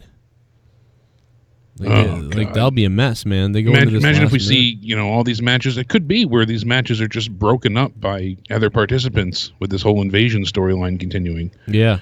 NXT doesn't want to lose, so all of a sudden, Keith Lee runs out and saves Undisputed Era, that kind of thing. I'm not saying that's logical, but you get the point. They'd have somebody save each. They could do that because they don't want to make anybody look weak. Right. I hope that that's not the case here. No, and you think about it too. I mean, there's a good deal of matches, but it's going to be a long show. There's 8 matches set right now, I believe, in total. Right. And because we have the NXT Championship match that was added, and then we have both the men's and the women's elimination matches. That's 15 people in those matches. So essentially you need 10 eliminations to win. Right. So instead of needing 5 pinfalls or submissions, now we need 10. So I'm curious if they're going to do where they eliminate a whole team at once, everybody got counted out, but I don't even see how they could do all that with it being, one at a time. Maybe they all get disqualified. I could, I wouldn't put them past them to try and rush things off, but yeah, they want to just get through it all, whatever, and then get to Monday Night Raw and start their next build. Exactly. So, I mean, each match there, they need a minimum of 10 eliminations to win. Mm-hmm. And that's with, every member standing on the last team. Yeah. That's a long show. If Yeah, I don't. The prediction right now is it's going to be the longest this year minus Mania. Only thing's going to happen is everybody's going to get mad about who won or didn't win or should have won and buried and then it's all for nothing. It's so fucking annoying. This is the most annoying pay-per-view. Joe, are you ever getting out of your seat to get a piece of fruit, you fat slob? Lol, please make that a donation somehow. I'll think about it. Kiss my asthma. And thank you for becoming a new member, as I said earlier, man. Thank you. Shout out to ADTR, Arknolia Strokelbean, Awandi Big M, Big Fuego Jacob, Brian Harper, CJ Bradley, Cold Brew Crew, Drew Bar, Duane Crenshaw, EverydayJam, Frog Kid, Gary Metzler, Gerald Armstrong, Jabroni, Jabber Podcast on YouTube, Jason Tarr, ConstipatedRock, John Zippay, Joseph Lightsey. Here we go, about to get it, man. Here we go. Here we go. Here we go. Oh, no. Nate from VA. I think the Jordan Miles thing should have been handled differently. Yes, it's wrestling, but you still have to handle it with some professionalism. You agree?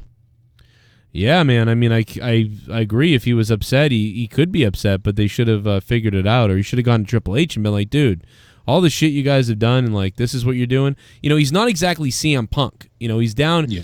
But this is what happens with the society. This guy was fooled by society, like, oh, I can be. But I think he actually got what he wanted, so I don't think he was fooled at all. I think he's going to go to these, like, it's in the culture and what all these pay-per-views are. Yeah, now he'll be a bigger deal there. Yeah, now he'll be I think revered. he probably wanted out of NXT. You know, it seems that way. Maybe he sabotaged himself intentionally. He got what he wanted. New member of the JCS Army. Oh, Jason Tarr. He's already, producer level on Patreon. Not only is Jason Tarr a producer, he's like a member of every other goddamn thing there is. In fact, a lot of people are that Twitch. way. But also, Jason Tarr, thank you. Also, Joseph Lightsey, JRFord III, Justin McNeil, Kel Alabama, Stars Scream, Mikey to Crikey, NickY J, Ryan Pelletier, Shell Bryan, Scott McKinnon, Sith Negan, SoCom Kastle, Talk to Me Nice, The Bear 1322, Tony Diesel, Triple M, and Z the Reaper. An alternative to Kappa could be to go live on a second channel with just a black screen and mark it as for children, and in that stream have a link on the screen and in the description to your main stream on your main channel.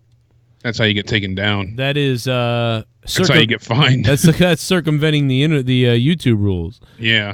But no. But the thing is, if you say anything's for children, that's when you become demonetized. That's when they take away all of your comment section, your advertisements, Shit bomb. Yeah. all that. So Their goal is to bought get the Turkey Club shirt today. Ooh. We'll post a picture once I get it. Can't Hell wait. yeah. Get a Slob 75 sweatshirt for Christmas. That is awesome. Catching the 15-hour stream. Hope to play some PUBG soon. Fuck yeah. Off for 5 days after Tuesday. Nice. Much love, Jake and Joe. I'm ready, Jason Tarr, to play with you, man, and I can't wait to see those pictures of people wearing the Turkey Club shirts, sweatshirts, and then the slob ones, too. That is going to be fun. I can't wait to see people in.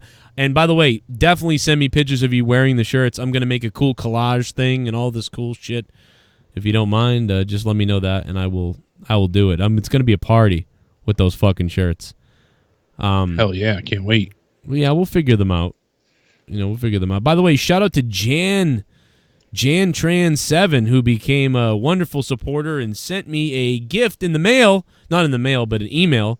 Gift in the email, and the gift in the email was NHL 20. Oh, shit. He sent me a code for NHL 20. He said, Joe, why the fuck aren't you playing this yet? And so thank you to him. Janman 20. Thank you to him very much. He said he got some kind of discount thing and got the code and whatever the fuck. I don't know. So thank you very much, man. That was crazy. That's great. A lot of stores, I think Walmart is one. I think it's either Walmart or GameStop. You'll have to double check, but you can get WWE 2K20 for half off with the DLC as well. So you can play as Bray Wyatt and all that. So literally a month later, you get it for $30 instead of $60. And if you wanted the DLC, you didn't pre-order, it'd be $75. So you're essentially going from $75 to $30. And speaking of deals, NHL 2 is at like $34 right now. It's because they didn't sell as well as they had planned. I mean, they always have Black Friday deals, but this was a planned price cut coming anyways. And WWE 2K20 added a new patch. So now you can finally download and share custom wrestlers. Oh, nice. When are the belts going to be out? Yeah, we'll see. We still can't customize belts? No. What the fuck, dude? That's like one of the most exciting things. We're still waiting for that. And there's still many bugs with the arenas. So they said it was going to be patched by like late winter, December. So I thought we'll find out. This sucks. Yeah, Daniel. Unfortunately, a lot of people seem to have wasted, full price. Well, and you know what the funny part is that I'm part of the cloud service program beta for Xbox. Right. So you go on your phone, you sync up your Xbox controller via Bluetooth to your phone, and it allows you to play games from their cloud service, not on your consoles. You could do it when you're out and about, on the bus, in the car, whatever you want, and you can play games. And one of the games they have on there's 50 titles. They give you quite a set of options, whatever you want to play through. Right. Is WWE 2K20. It loads, plays, and runs 1,000 times better via the cloud on my little, Samsung, Galaxy phone than it does on the Xbox. The little JCS. And I know logo. it's coming from their cloud server, so obviously, lag and loading is an issue if you have crap internet. But as far as the game itself, like loading cutscenes, loading for matches, it's damn near instant. It's crazy. I mean, even NHL now it's a every year it's a patch. I mean, that's all. Yeah, we all know that. It's barely an update. It's like they update some things in it, the skating, the way things move. If there's a glitch that was figured out, they fix that, and then there'll be a new one. Like every year, it's that way. It's like, okay, it's a fucking patch. We get it. Yeah. Black Friday it'll be half off. So next week, right? Alicia Fox finally addresses her alcohol issues in public. She posted an update. She said, "For a while, I thought I could avoid addressing my recovery of alcohol. I am human. I realized it was time to be transparent and honest with you." And she said, "I'm a few months sober today. I've creatively navigated my emotions, snagged some new skills, and I want to help. I've learned that alcoholism is a life-threatening situation and support is available." And she goes on saying that you can, mail me here if you want to talk and learn how to live a clean and sober life. So good on her that she got the help she needed. She's already ready to teach people how to live a sober life? Yep. She's been sober for like 5 seconds, allegedly. She said, "I'm inviting anyone to a safe space to discuss and expand understanding of our transforming minds." Oh, God. Give me a break. It's funny how people come out of recovery, they love God for a little bit and they see the way, and then a little hiccup comes, a little bit of stress, and they're right back on it. Hopefully that doesn't happen to her, and she's able to stay clean. Is she going to charge people for this? Because, this is weird. I don't believe so, but feels like it. She said, "It's an honor to share my hope, strength, and experience." She is an attention seeker, though, to be honest. Well, yeah, so. I like her, though. I like her. But I really do. Hopefully she stays sober. I mean, good on her for that much. Yeah. We have a new member of the we do. JCS Army. Oh, David, man, what's up? And he became a member, man. What's up, David? Thanks for becoming a member. Got that fucking Diablo fucking going here. Jim Cornette says that the apology on Instagram that was posted was not from him. Funny enough. So unfortunately, what do you mean? There was a Instagram post from NWA, and they said that Cornette had resigned effective immediately from the organization. Right. And then after that, an Instagram account listed at the Jim Cornette made a post. It's now taken down. He said, "Yes, it is true. I've resigned from NWA. I understand in people's point of views that my comments were not pleasing, and I apologize."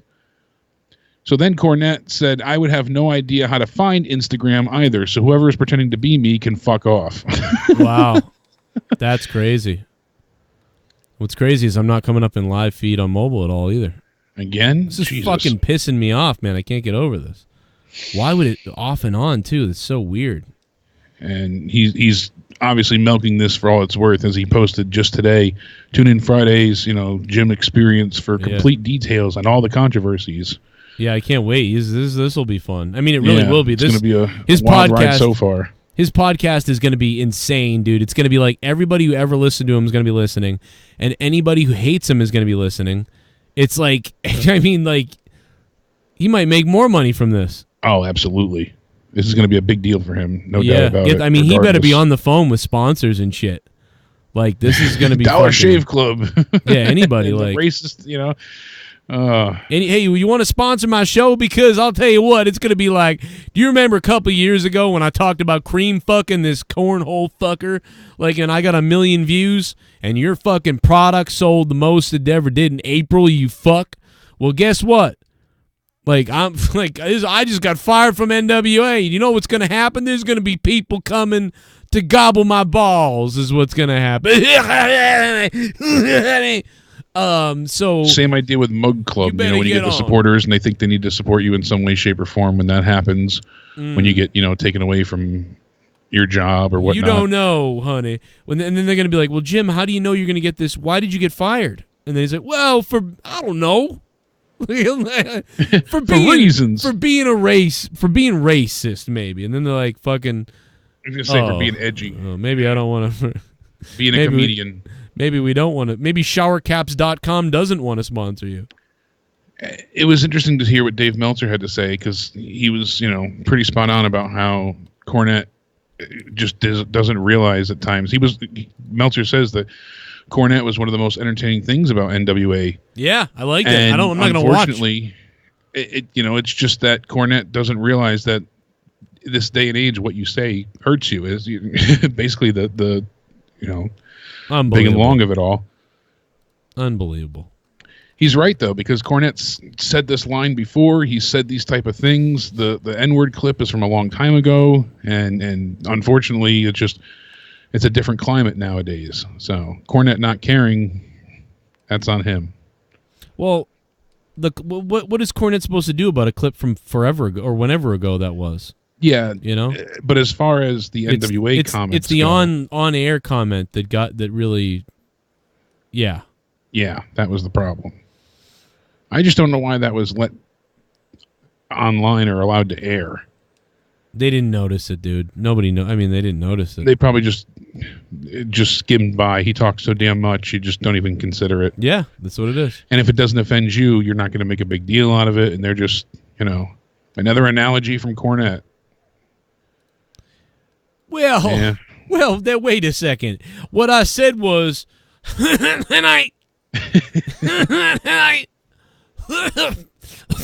just wait till you listen to his podcast on Friday, and every time you hear him go,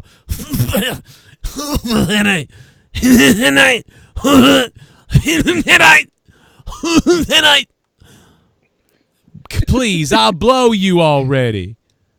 Santino Marella tried to fuck me in a parking lot with a dog, and I told the dog to suck my dick. Yes, I did. And NWA wants to fire me, so be it. I'm gonna leak the naked photos of Dave Lagana's dick. Like, I mean, what the fuck is wrong with him, man? He's got like throat cancer or something. Yeah, he's definitely got something going on. Where's that fucking clip of him? That was so goddamn funny with him just choking every 3 seconds. Like, and he's still doing it. I think he got it from me. He got it from talking about me because I never heard him do it before. And then after he talked about me, he never got rid of it. He still has it. My fucking pissed him off so much, his vocal cords exploded into his ass. You fucked with his head. It's a tick now. It is. It's like a fucking tick. Let me find it here. It's a tick. And they're a fucking angry tick, like, rah! Yeah. No, I'm gonna find it. It's just fucked up. I mean, you can just listening to him. It's all the time. Here it is. And I. It's like over and over again. And I. It's not even like he's clearing his throat. It's so weird. and I told him. And I. Remember we put that to Disturbed? It was like do. Oh,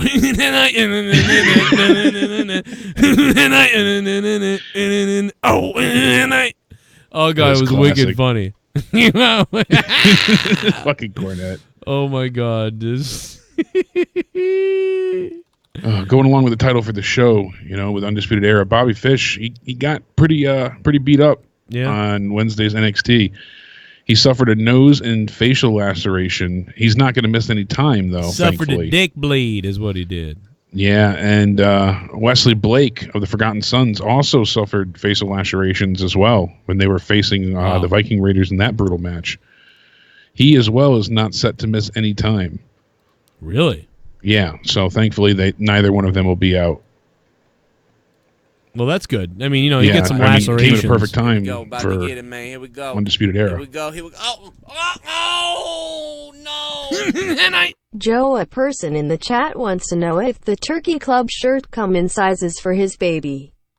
You know Just what? Passing the message if you missed it in the chat. Well, he said he wanted to know if they came in sizes for baby gorillas. If you want to get it right. Oh, what the fuck does that mean? He said, "Is there a turkey shirt, baby gorilla sized?" Well, you know, There's a baby Yoda size. I want baby stuff, but they won't produce it over there, unfortunately. But there is a woman's one. There are female tees that they're sexy, kind of. They got that Slots sexy for your fit. boobs. Yeah, right on those titties, open up wide. That Nate would be from cute. VA. A turkey club onesie. Yeah, it would be nice. They haven't added baby stuff. I don't know why the site doesn't have that yet. Another bit of news that wrestling news themselves were reporting is that Roman Reigns has gone on long enough without being shoved in the fans' face, and he's no longer seeing the fan backlash that is currently being felt by Seth Rollins, or that John Cena was getting for most of his babyface run. And him facing Baron Corbin is just a placeholder until they get right before the Royal Rumble time. And I guess, he's going to be getting a pretty damn big push. Oh, yeah. We had discussed at one point that it looked like it was going to be Roman possibly facing Bray at Mania, and that might be what happens. That might come to fruition. So I could see them giving Roman the Rumble, Oh. I certainly wouldn't want to see that, but he also doesn't have to win the Rumble to get there either, but I could see them doing that. Yeah. Unless Roman Reigns is a heel, I'm never going to like him. Yeah, I respect him, but I just don't care for his character. So yeah, it's unfortunate. Any other big stuff to talk about? I mean, I'm pretty much done. I mean, AEW fucking lost this week. Amazingly, WWE had to bring on all the big guns to do it, and I don't think they'll do it next week, which is too bad because I thought AEW was. I honestly thought it was better, but I don't know. That was just me. I did enjoy NXT more. I gave that an 8 personally, and I gave AEW a 7. I really liked NXT though. It really felt. I really good. enjoyed NXT this week. A lot of great matches, especially that revival match. But yeah, I love that the way the ring sounds in that smaller environment. For some reason, it came off better last night than it. Other nights, it's like that's the bad thing, but last night it was like the special thing. It was weird. Yeah, because it was the welcoming home for a lot of the NXT talent, that are on the main rosters, and it just had that special feel. Yeah. That's a lot of nostalgia to it, I think. Well, it was good, man. I don't know if you want to give predictions tonight or hold it off for the weekend, but yeah, hit me with all the fucking matches and we'll run through it quickly. All right. So, War Games, we have Matt Riddle taking on Finn Balor. Oh yeah, that's right. I forgot about War. I forgot about. There's Takeover. only 4 matches on War Games. All right, let's do them all. Let's do them all. Yeah. Yeah, Matt Riddle, Finn Balor. I gave mine already, so I'll let you go first. Matt Riddle versus Finn Balor. I'm gonna go Matt Riddle. No, I'm gonna go Finn Balor. Super chat. Don't leave us, Joe and Jake, no. Well, because I think... Oh, Nate from VA. What's up, man? Yeah, we're not leaving yet, baby. Love you, Nate. What's up, Nate? Only because I think Finn Balor's back for a while. Like, I think he's the one guy that is back for a while. So yeah, he's got no plans going elsewhere. Yeah, and that's what makes me think that he's going to win this, because Matt Riddle was the replacement for Gargano. Gargano's hopefully going to be back, and I see them using this as Finn Balor's first definitive win as a heel. He's probably going to be, brutalizing Riddle in the process, and hopefully Gargano will be healed up enough for them to kind of continue that and go back to the original plan. Yep, I'm going to go Finn Balor. So, yep, it's Finn Then Balor we have time. Pete Dunne, Damian Priest, and Killian Dane. This is a triple threat. Whoever wins this faces Adam Cole Sunday at Survivor Series for the NXT Championship. Oof. Well, I mean, Seth faces who? Faces Adam Cole at Survivor Series. But wait, say it it's again. It's a number one contendership match. So you have Pete Dunne, Damian Priest, and Killian Dane. Oh, I'm going Pete Dunne. Yeah, he's just the obvious choice. I agree with you there as well, because they're going to want somebody on Survivor Series. Again, when I say main roster, I know they're all 3 like equal brands supposedly now, but still, that's just how I refer to it. And they're going to want somebody that translates well to be on that big card. So Here we go. Pete Dunne works. Oh, no. I hope you guys know that Roman is the one to beat the Fiend. I know I hate it too, no. but I'd rather see that than see Seth versus Brock 5000. Yeah, no one wants Seth and Brock again, and I think that Roman will they're going to keep building the Fiend to get beat by Roman. Wow, King Rage TV. Thank you for that, man. That's a great. I wasn't even thinking about that. Oh God, I'm getting ready to throw up right now. I mean, if Roman's a heel, then I'd be happy. Well, think about it. That would be perfect time yet again to turn him, but I doubt it. We'll see. You never know. All the other times they wouldn't. Yeah, I don't believe it. That would be great, though. I'm going to lose my mind. Because with everybody cheering Bray Wyatt, and it's hard to view him entirely as a heel because the Fiend is obviously the bad guy, but the happy-go-lucky Bray Funhouse character is such a special thing that you're not going to boo him. He's too cheery and enigmatic. You know, he's got that bubbly attitude. Are you going to boo me? You fucking boo me! Look at Muhammad Abdel, that member in the chat. Ooh. You guys can become members by hitting the join button down below. Check out all the features, and you'll get wet in the chat. And also Patreon, man. Patreon's on fucking fire. 412 patrons or something. Damn, it's nuts. up even more since the night before. Jake, we got to get our show going back on over there. I know we do. Let's go. I like talking to you about stuff. Hell yeah. Get some non-wrestling stuff going. Let's talk about our dicks. I told you I'll give you all 12 inches. That's 2 inches 6 times over. Talk about our dick. We got the men's war game match. I can't wait for this. Undisputed Era. They're taking on the team of Tommaso Ciampa, Keith Lee, Dominic Dijakovic, and to be determined. So we don't know who that last member is.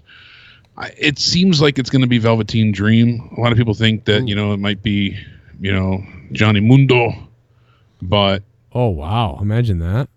Either way, either one of those, I won't be disappointed. It could be CM Punk. Could be could be Triple H himself. No, Triple H did say to in the face. Should punch you in the face for that. Honestly, I think it'll be Dream because he was taken out by all of Undisputed Era, especially Roderick Strong. So this will be a chance for him to get his revenge on them. Velveteen Cream. But who do you think is going to win there? Undisputed Era or Team Ciampa? I'm going to say the good guys because those guys aren't going to lose their belts. So it'll be a good guy victory. And I think you're right. It's like Dream coming back. And it's like the feel good, oh, he's back, and to get the revenge and to tighten up that story, but they still have the belt. So see, that was my original thought. Right. But with all of them, even though it's not for their belts, they're all involved in matches Sunday. All 4 of them, one with their belts on the line. Adam Cole's got to defend against somebody, and Roderick Strong's against, he's defending his, not his title itself, but his reign as champion, and same thing with, everybody else in Undisputed. So Redragon's got their work cut out for him. I think they're going to have Undisputed Era win here and look strong. I think that maybe Ciampa's team just comes apart at the seams last second. Like they're just not able to work together. Dijakovic turns on him or just can't get the job done. That's a good point. I mean, there's no reason to have all those guys win, really. So yeah, and they can keep the feud of, Tommaso and Adam Cole going with this as well, even if Ciampa loses. Huh. Because it's not a singles loss for anybody. And especially in these matches where they put their bodies through such hellacious, torture, going through tables and off the cage and all that stuff, and these big car crash spots, you don't really look weak in defeat. It looks like you just hung on a little bit longer than the other guy. So yeah. Last match, women's war games. Obviously Team Baszler, Io Shirai, Bianca Belair, and Bianca baby, Kaylee Ray against Rhea Ripley, Candice LeRae, Maya Yim, and Tegan Knox, the shiniest of shiny. Titty Knox. She got the shiny hiney. I don't know who you think is going to win here. This I think is going to be match of not just the night but possibly the weekend. Is this for the belt? No, this is just the war games for the women. So well, who's in it again? Say it again. Baszler, Shirai, Bianca Belair, and Kaylee Ray are taking on Rhea Ripley, Candice LeRae, Maya Yim, and Tegan Knox. I'm going with the good guys again. You think the good guys are going to win? Yeah. I think Baszler's team is just going to keep steamrolling people. I expect this to be an outstanding match. We're going to see moonsaults from the top of the cage. Jake DeMarco, it could be Triple H because of Undisputed Era jumping Kevin Owens and Triple H reaction on Raw. Yeah, it could be. It could be downplaying. I just think they would have delved into that a bit more. I think they would have shown a bit more dissension in the ranks between Cole and... Not if they want to keep it a complete ridiculous surprise. Like this is kind of shocking if it happens. Yeah, like you stepped on the line, now I have to show you. Yeah, that could be. I mean, it's certainly interesting. No matter what, I think it's going to be a hell of a match, though. But yeah, I'm convinced the heels are going to win there. I mean, either way, I think it's going to be a great match. And a lot of people are saying, like, oh, it'll be the 4 horsewomen at the end, and that's why, and with Ronda. And I don't see Ronda coming back. I think Dakota Kai is going to have some type of influence in the match because she was excluded from the face team, and Ripley didn't choose her. Kai's going to come out, try to help them, like she did try to help Mia Yim, and she'll end up either intentionally costing them the match and go heel, or she'll inadvertently cost the faces. Right. I think more the heel turn is in line with that, but... Yeah, I could see that. As far as Survivor Series goes, we have the men and the women's Survivor Series matches, but we don't know the NXT teams yet, so we can't really give predictions for those. We don't know who the men and women's Survivor Series teams are for NXT. So we have Brock Lesnar and Rey Mysterio, no holds barred, no DQ for the WWE Championship. I think Brock's going to retain. I think Lesnar's going to take it and hold on to it probably till Mania again. I can't see Rey Mysterio winning. I think it's going to be what we usually get, where Ray's going to come out, he'll get some hits in with his paper towel roll pipe, and then Lesnar will finish the job, and it'll be a quick match. I think he'll even maybe get help. I think there'll even be somebody else who shows up to attack Lesnar or something, too. And I mean, Cain Velasquez could get involved. I'm not so sure whatever that's happens, what they want to go with. He'll still lose. Like, that's the thing, though. Like, someone's going to still show up, and Lesnar's still going to barrel through that, too. Yeah, and that's absolutely... the end of the day, Lesnar's leaving as champ, and I think this will open up the show as well. Wow. Lesnar, if he's not on last, he wants to be on first, so he can get the hell out of there. Yeah, it's probably true. And he's done that for most shows lately, where if he's not on last, he's on first. Ray, you're going to die on Sunday. You're going to have surgery 5 times on my left knee. Don't try AJ Styles is taking on Shinsuke Nakamura and Roderick Strong. For nothing? This one's really interesting. They're just all mid-card champions. So AJ's the U.S. title, Nakamura is the IC belt, Roderick Strong is a North American title. So they're it's all just, these are all brand supremacy. No belts are on the line. Mm-hmm. I'm going to say AJ Styles. Me too. That seems like the way to go for that. So then, like I said, we had the men women's Survivor Series match. We have Adam Cole. I'm going to change my mind. I'm going to go Shinsuke. You're going to say Shinsuke? Oh, there you go. Yeah, I don't know. I could. That's the thing here. Roderick Strong, I think, is going to take the pin. Yeah. No matter what. I think someone's going to pin AJ. To be honest. Really, that would be interesting. Yeah.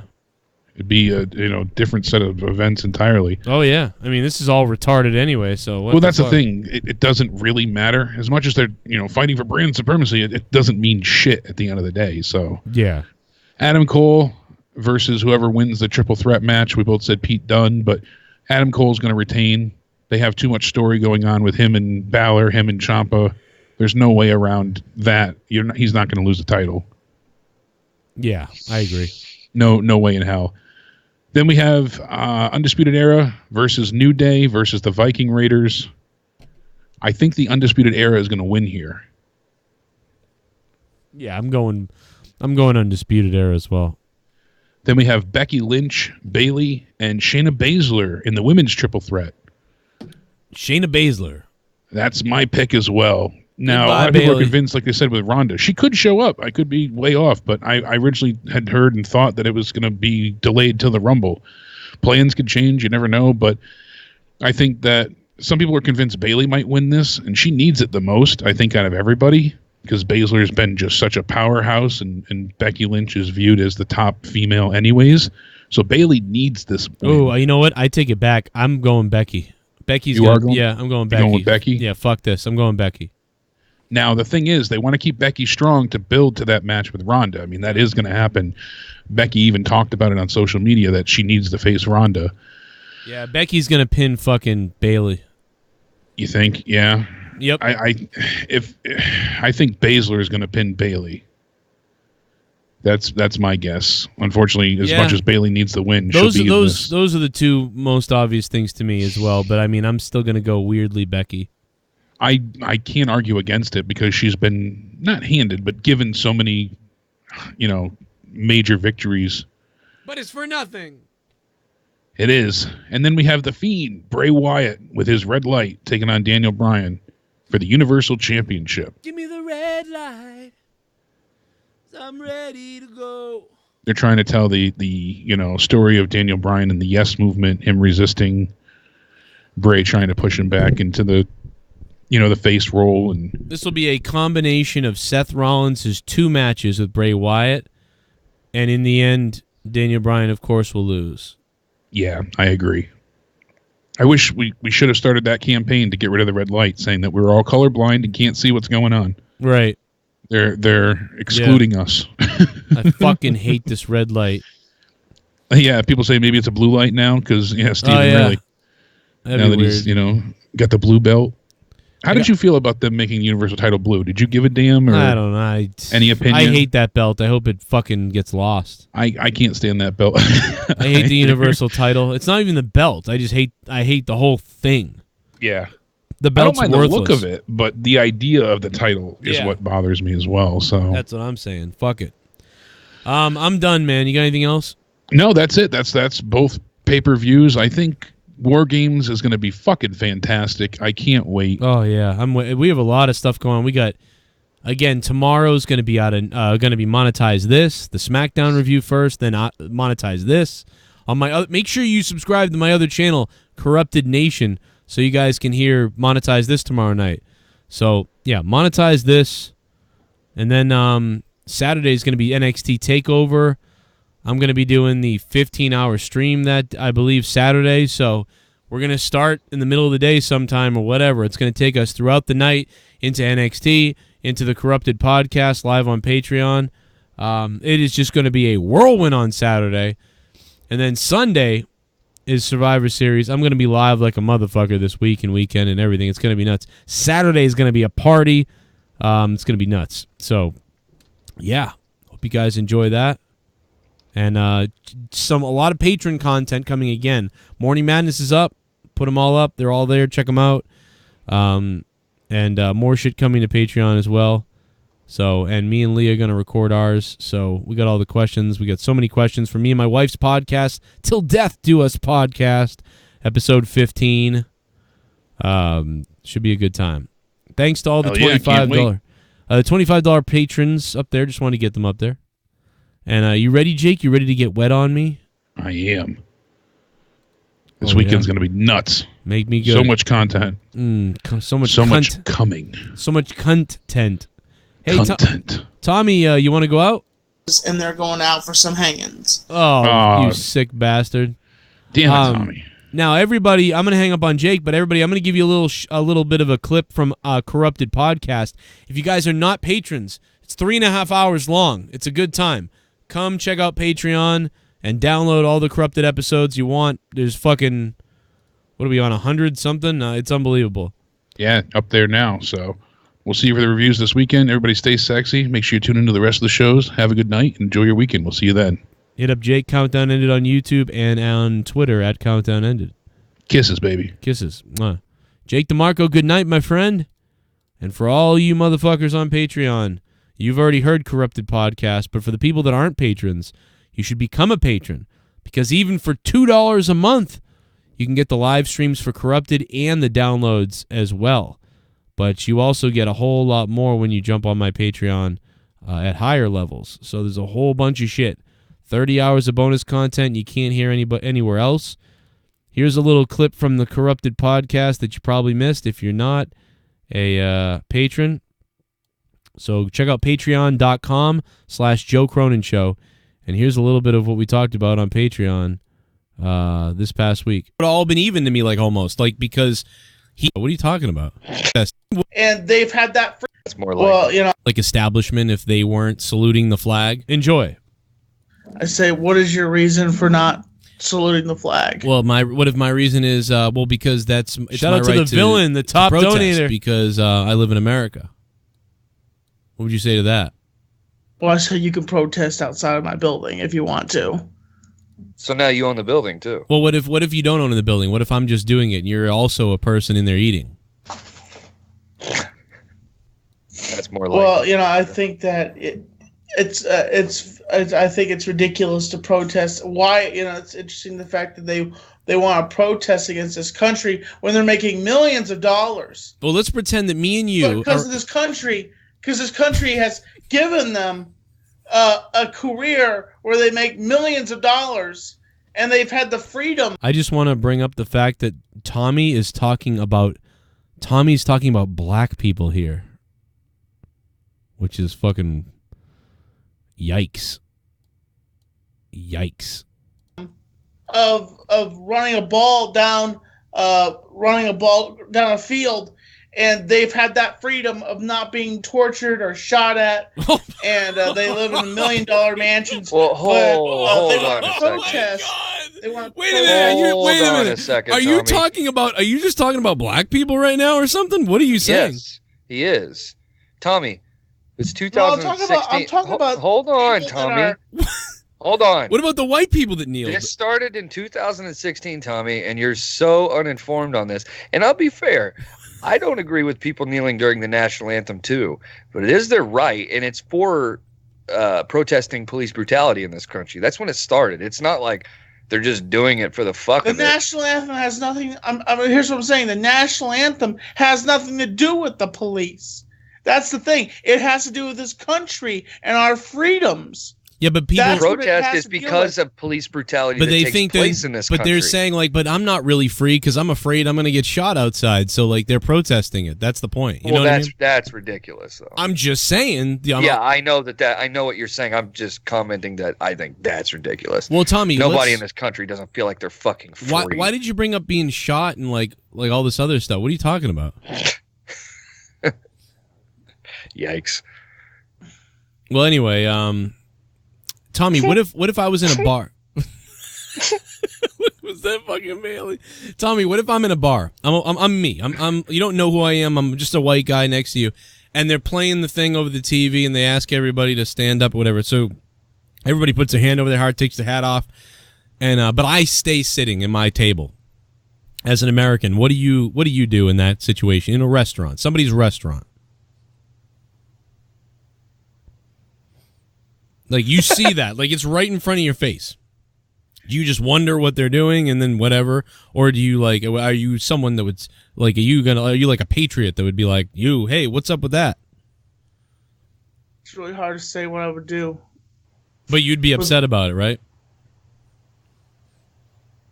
Yeah, I mean, I wouldn't approach you during that moment what was going on. I put my hand over my heart. Then afterwards, I'd probably approach you and be like, so, why are you disrespecting this country? That's what I'd probably ask you. So let's pretend that we're in that situation right now. All right, so I'm in that situation with you right now, Tommy. So let's pretend. Well, okay, the national anthem's over. I have just approached you and I'd say, excuse me, sir, why did you not stand up, put your hand over your heart? Well, because this country is filled with injustice, and one of the things about this country is we're supposed to be free to do whatever we want. So I'm going to express how upset I am at the way this country is, and I refuse to stand up and put my hand over my heart for a country that kills black men. Did the soldiers that died in another country for our freedoms, were they doing any injustice to you? No, and has nothing to do with that. Was there soldiers that did any injustice to you? No, I didn't say anything about the soldiers. That's how I would say that. No, I didn't say anything about the soldiers. I just said I what's going on in this country is bothering me, so I'm showing my protest. So perhaps there'd be a conversation about it like there is right now between me and you. And you know how they killed tons of black people innocently, right, Tommy? So, like, I'm upset about that. And also other people. There's white people killed innocently, too. So I'm not going to put my hand over my heart and sit here and observe the flag yet until we get some justice in this country. And as an American, it's my right to do that. Did you know that, Fatso? Oh, so in that conversation you would be negative and make fun of my. Well, I apologize. I apologize, sir, for calling you that. I just observed you eating those buffalo fingers over there. No, I am sorry. Fuck you, buffalo. I'm sorry. I'm kidding. I am joking. But no, yeah. So I don't want to stand. You can go ahead and stand, and you can be enslaved by the make believe song all you want. But I do respect soldiers, but I'm not standing. Why are you telling me I have to stand? Is this America? Is this America or Nazi Germany? America, but like still, you could be in another country where they cut your hand off because you disrespect. No. I could be, but I'm not. You can't do that. You can't compare it just to every other country. Here's the difference, Tommy. I agree with you. I don't like it when people don't stand for the anthem. But you have to. You can't confront them. You just don't have to support them. Kind of like you don't support gay people. Okay, like you just have to like. If Joe chooses to kneel for the anthem or remain seated for the anthem, that's his right to do that. And by the way, those same people fought and died to give him that right. That's the way you have to look at it. Because whether you agree with it or not, because I'm sure there's a lot of shit that people do in this country that you don't agree with, that is their right. And the second we start forcing them to do whatever you feel or I feel, that's the second we become one of these third world fucking shitbag countries. Yeah, so what do you think about that? Now make me stand. Come on, Tommy. That's a fair point. What are you gonna do about it? I respect your point, Bailey. I respect your point, and like you have to just walk away sometimes. You can't just, I guess. I agree. See, Tommy. There you go. That's good. Sometimes you just have to walk away from it. That's what everybody else would do. You would let Tommy, I agree with you. Okay, I'm not saying everyone should. I would prefer people to do that because I have the type of view that you do. I respect people that fought and died for this country. Always, and I think that the least you can do is stand up and support them by, standing there for 60 seconds. But again, I also don't hate people that don't do it.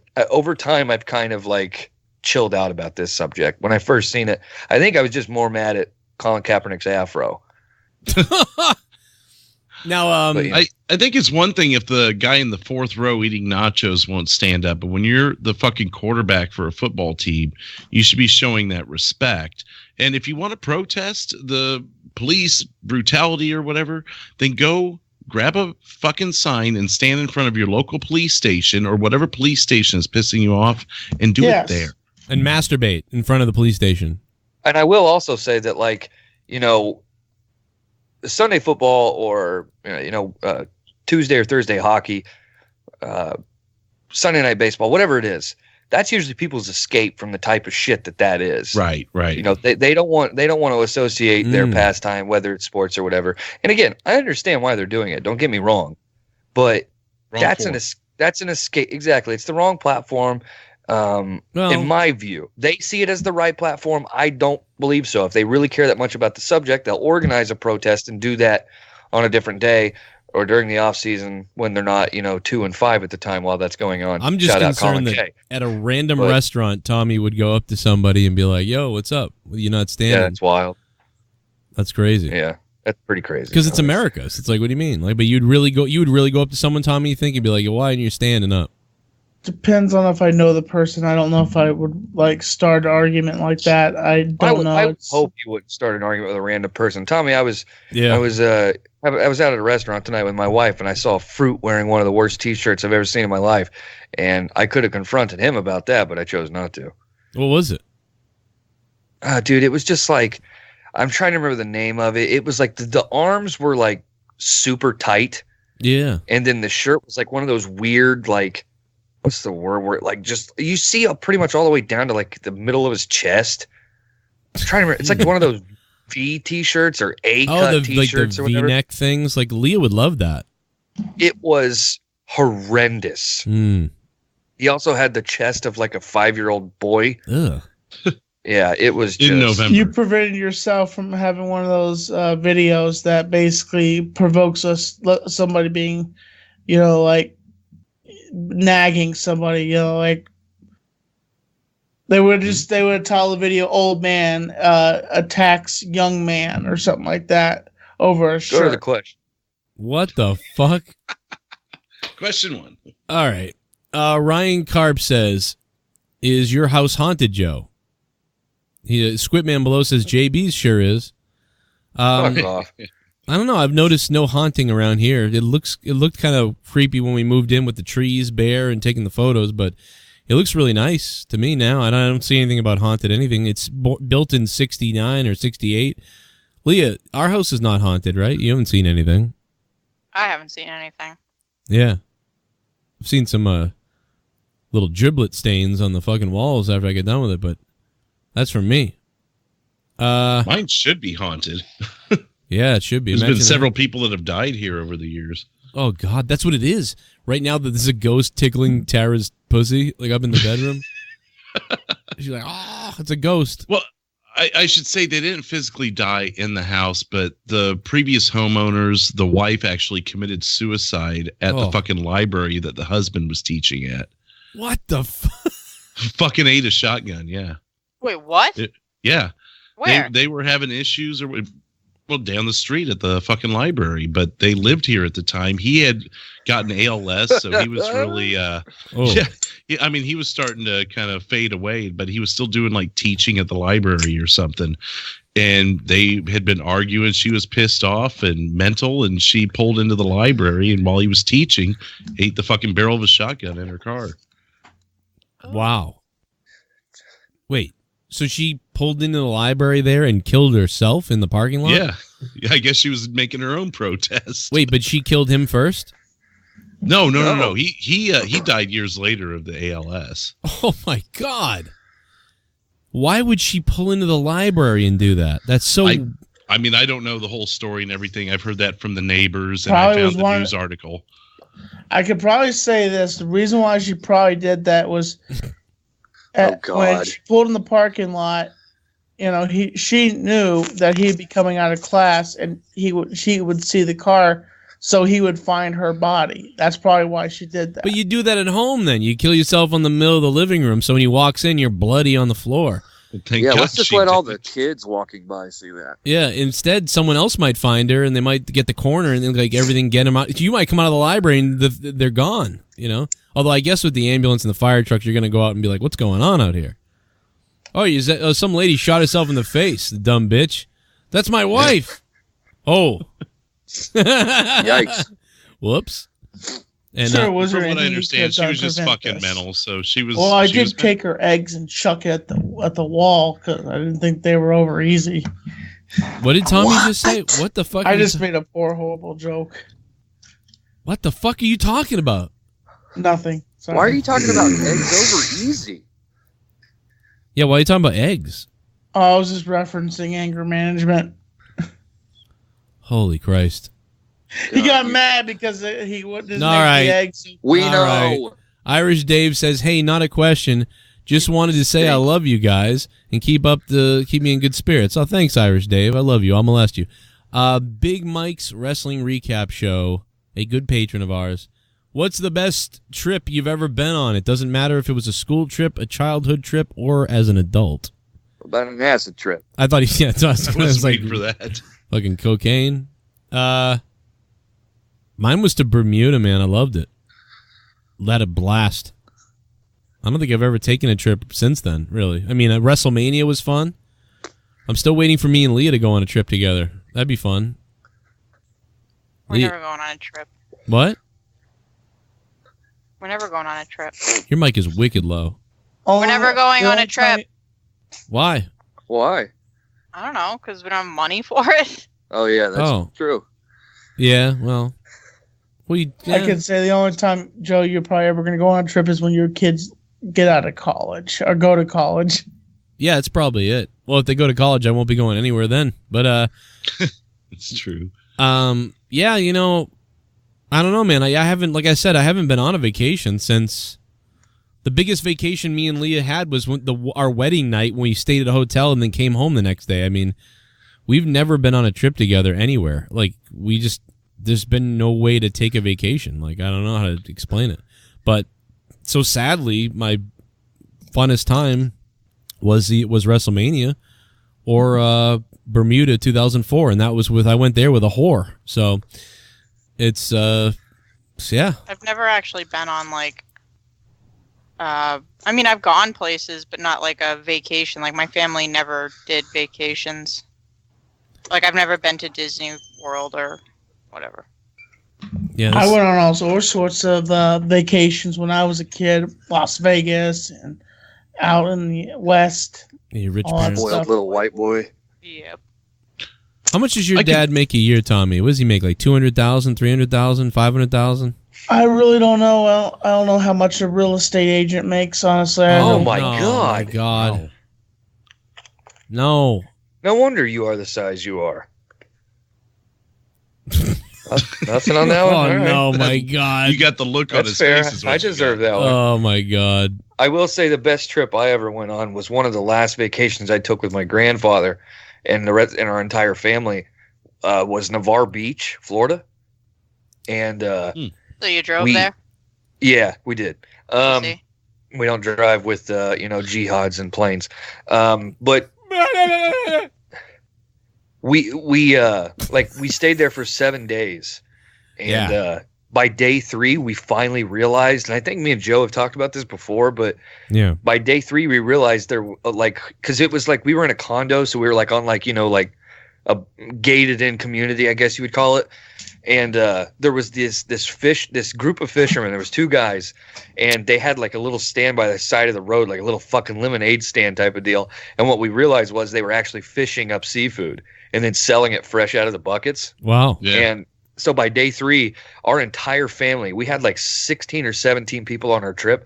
By day 3, we just stopped going out to eat, and we would just go to these 2 guys and buy all the fresh food and Yeah. then just go put it on the grill. So we were eating like fresh, like shrimp kebabs and like just like amazing shit. Yeah, that's And awesome. that's just something that like always sticks with me because it was just so fun to go there. I mean, just scallops, dude, the size of fucking like pool balls. I mean, these things were huge. That's awesome that you caught those guys, because otherwise you'd be driving up to the fish shack that's 2 blocks off the beach, and Yep. it's 3 times the price. So the fact that you caught these guys before they went to the fish shack.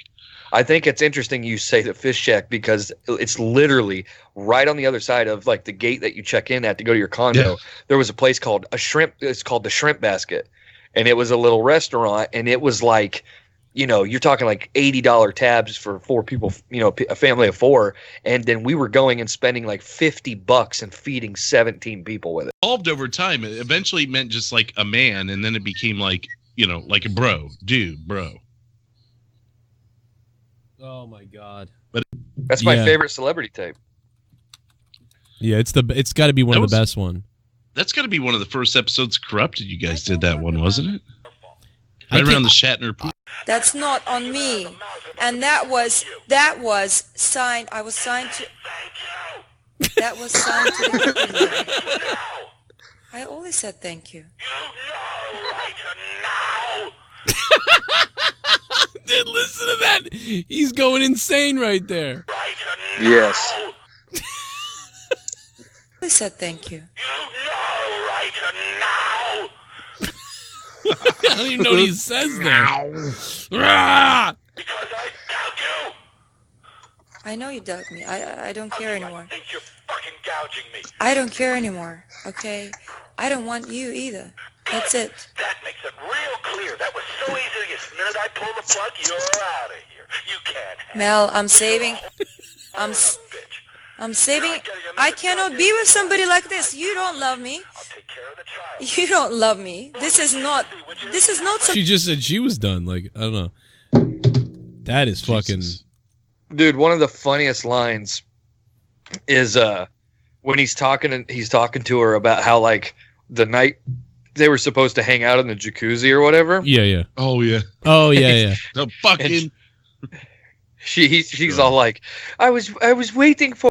Hey guys, thank you very much for listening. I hope you liked the sample of Corrupted, but I mean, hours of this shit every Saturday night. All the podcast is done weekly and goes up on patreon.com/Joe Cronin Show. Hope you guys check out the Patreon.